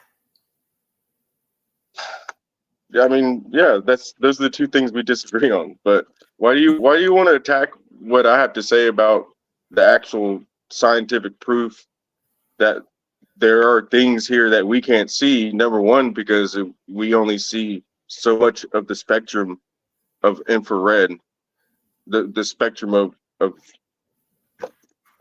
you got me ticked off now. I can't even really think, but there's a spectrum, and I think it's radio waves. It's the same spectrum as radio waves. That's light spectrum. Light is in that same spectrum. There's visible light. We see visible light, correct? Yes. It's okay. So there's your point. Do you see infrared? Hold on. Do you see infrared? Do you see ultraviolet? Do you see radio waves? Do you see nuclear radiation? Do you see all these other things that are in the same I lost for words of what the damn thing's called, but it's the same I'm pretty sure it's frequency. There's frequencies, right? And there's radio waves. There's radio waves all around us, but we can't see them. Your Wi-Fi is working right, but you can't see the information that's going from your router to your computer. So there's your answer right there. And there's been many scientific studies on the soul. If you really want to look them up, you can find them. They have cameras that can basically detect your essence. Everyone has an essence, right? No one can deny that. People have essence, correct? Yeah. You could tell when a certain person walks into the room. You don't even have to hear them or see them or anything. You sense them. Okay. So if you have that sense, where's that sense in the 5 senses that they teach us in school? It's not there. Gee. Okay. So, Ginny, I think you need to be nicer to people, because that was really mean what you just did to me. I just wanted to let you know, because I've studied probably just as much as you have. Okay. Just because we have two different opinions on stuff doesn't mean that you should, attack me like that. That's really disingenuous of you, I think, because I would never do that to you. Well, I understand. I mean, I don't deem courtesy above everything else, and because what I believe is that what Jesus do? Huh? What would Jesus do? Well, Jesus would rebuke you for teaching a false gospel. Just immediately. He wouldn't have to hear what I have to say. This isn't our first time talking. I've already heard what you have to say. So what did I just say that you disagreed with? That you have to do works in order to maintain or get. No, I'm not talking about the two. I'm not talking about the two things that we disagree on. Let's forget about those two things. Oh. Everything else. Oh yeah, what you said about the frequency and the radio waves and the Wi-Fi waves, yeah, that all makes sense. That's a good point to bring when someone is having issues with understanding the spiritual realm. Yeah, so asking why you can't see something, it's because you only see visible light. That's what it's called. Okay? You're not going to see infrared. You're not going to see ultraviolet. You're not going to see radio waves, which is part of that same wavelength of energy. Somebody said earlier on one of these podcasts, I was kind of listening to it because, you know, I'm busy. They said there's no energy. There's no energy. What are you talking about? That's how your body runs. You understand that? Your body creates electricity somehow by eating food, and then that runs everything. And then when you run out of electricity, you die, basically. Like, because your cells become less efficient at using that electricity and producing the electricity. There's all kinds of different reasons, but those are the main reasons. But there's been studies on people's aura. There's cameras that you could point this camera at someone and tell if they have a chronic disease or not. Like, having a chronic disease affects your aura. Okay. And also there's like, it's really weird. They say this, you know, I'm just saying what I've seen. I kind of believe it because it makes sense, because everything is kind of like a program. We're kind of living in a program. That's what science is. You know, did CT, I have a question for you. Did we make up science? Rock, I don't have a clue, man. You know, I got a question about science though. I don't have a clue, man. Like in terms of like we made up the formal aspect of it, but you know, in terms of codifying, you know, language to fit our, you know, like for example, like for measurement, right? Do we make up? Okay, this is a millimeter. This is we made that up, but that's not science. I said it's measurement, bro. I said it's a measurement. But the thing of the matter is that I don't know, man. I'm willing to believe that I don't know anything, Rock. That's what I'm trying to say here tonight. And again, Jenny could be right. You know, Jenny could be right about us being demonic. You know, I'm not denying that. We could be demonic. I'm not lying. Pledging could be demonic. But hold on for a second. Pledging could be demonic. But I'm willing to believe that I don't know anything. And that's all I've been trying to say for a very long time. But from my perspective, it seems like Jenny thinks that when we're pledging, we're having gay butt sex, and that's not true. Go ahead. That's what Mike from Boston said. Oh, sorry. That was a joke. I'm waiting for the joke though. I'm gonna say this joke.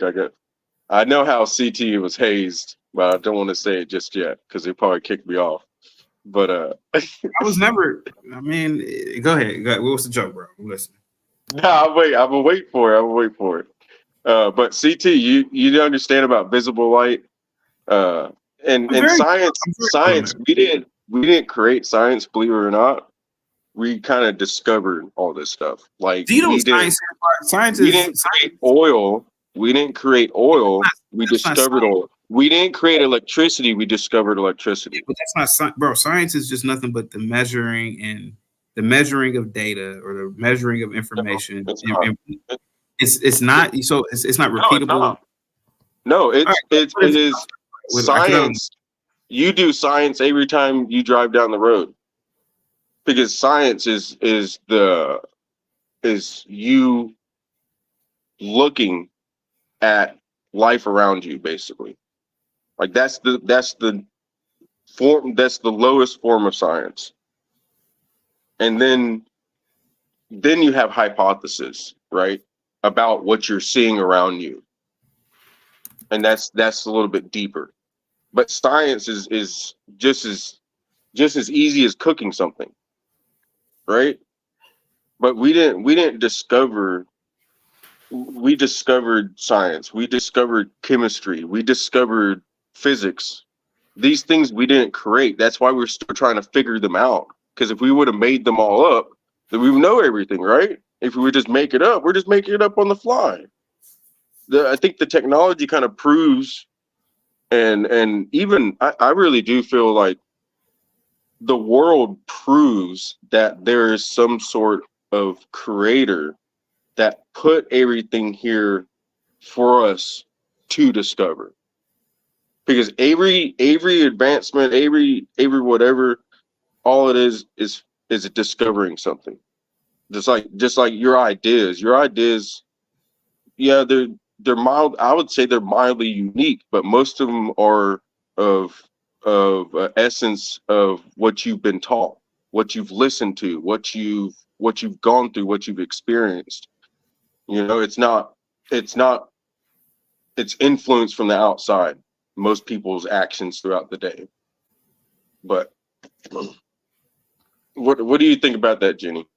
He got all mad. He got all mad and left. I want you up here, CT, because you was up here earlier. I want you up here. Well, I want you part of the conversation. I respect your opinions. I'm not saying you're wrong or anything. I'm not saying you're right. I'm not saying I'm right. I'm just saying what I think, what I believe, and honestly what I know. You know, right? Because that's the actual belief. That's when you really get into things. When you just believe something, it's, you know, oh, you believe when you sit down in the chair, it's going to hold your weight. No, you know it, right? That's the type of faith you need to have in things. That's, you know, but CT, I think you're correct. You know, we don't really know anything. We're just I don't really like it when you say we're just apes, because basically we're rocks, right? Like we come from dirt. We are rocks. Yeah, okay, we're rocks. Everything's everything is nothing, right? Because there is nothing, right? Oh. Right? Okay, so if everything is nothing, we're nothing. So where does something come from nothing? Where is the energy coming from? Where is the life? Right? Because if there's nothing, there's no life. I don't know. Final what thoughts. do you think, Jimmy? Let's wrap this up. I'm getting tired. Final thoughts. I know how they hazed CT. They made him wear high heels, so he's as tall as everybody else for the day. And then Jenny, I don't think you're a great representation of.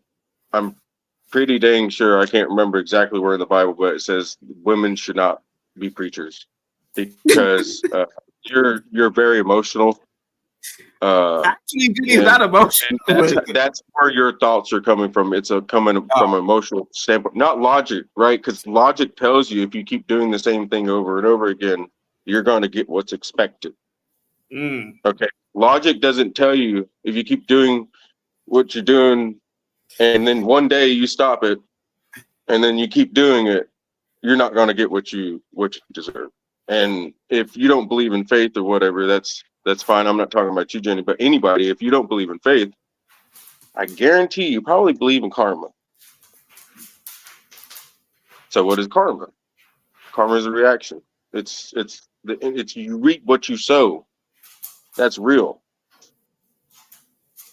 And divine intervention is real also, CT. I guarantee you probably had at least one instance in your life that you shouldn't have made it out of. You shouldn't have made it out of that motherfucker. And there's no reason to explain why you did, other than divine intervention. Bro, I'm telling you, I've had dozens of them. Dozens, yeah. So I like to say, except for there's a red line with me, and it comes to women and children, kind of. But everything else, I really, honestly, I don't know if it's good or bad. You know, like I don't know. Like the you know, that stuff, the red line stuff. You know, the community. That's like a red line. But kind of everything else that happens in life, I don't really know. So when something that someone else would think is a negative in your life, take it as you don't know if it's a negative or not. It's probably a positive, because it's going to have you go on a different course. So don't always think that going on a different course is a negative. Jenny, you need to listen more, maybe. Thank you, Rock. Savage, do you have any final thoughts or points you want to, I guess some things that you wanted to say that you never got to fully flesh out your points? Yeah. So if everything's made up and nothing's real, then why is it that we have to defend Freemasonry and sororities and fraternities so hard? If nothing's real, nothing means anything, and there's nothing else after this. Unfortunately, when CT left Kent, the crime rate dropped. He tries to hide this with that suit jacket that he's been wearing for the last 4.5 years, but unfortunately, that's just a fact. I actually seen a photo of what looked like him wanted for jaywalking the other day. So don't come back to Kent, sir. They might be looking for you for an old ticket. Oh my goodness. Unfortunately, the Freemasonry guy didn't want to answer a direct question. And then again, you have a bunch of non-Christians trying to tell you what a Christian is. It's like a woman telling a man what a man is. Doesn't really work that way. Unfortunately, these people speak in double speak and they just lie and obfuscate the answer or what they're saying. You have a good night, Jenny. You too, Savage. Whew, my word, what a night. It's always, who knows whatever the night is going to take us whenever we come up here, but I'd say this was a great one. Definitely very entertaining. I hope that translated well for everybody else. Oh my goodness. Don't ever speak such a horrible thing over me. Yeah. So I'll let the dog in now. So now the show is over. Everybody can see him.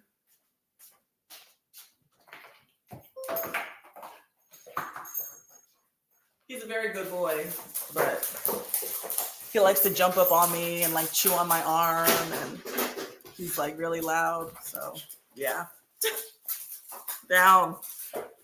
So yeah, we're all going to bed, and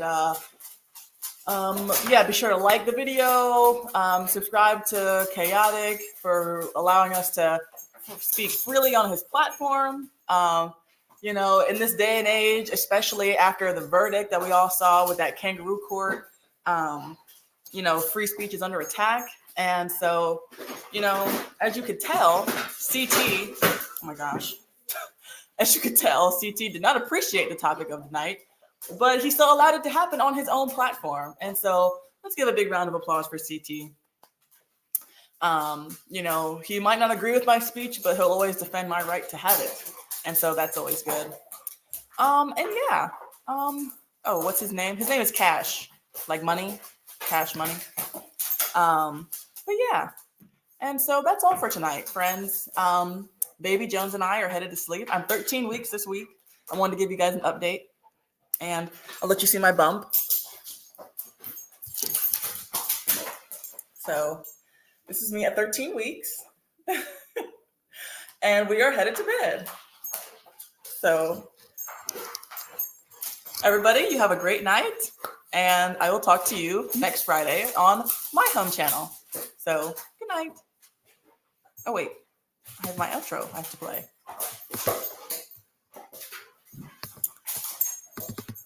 There we go. All right. Good night, everybody.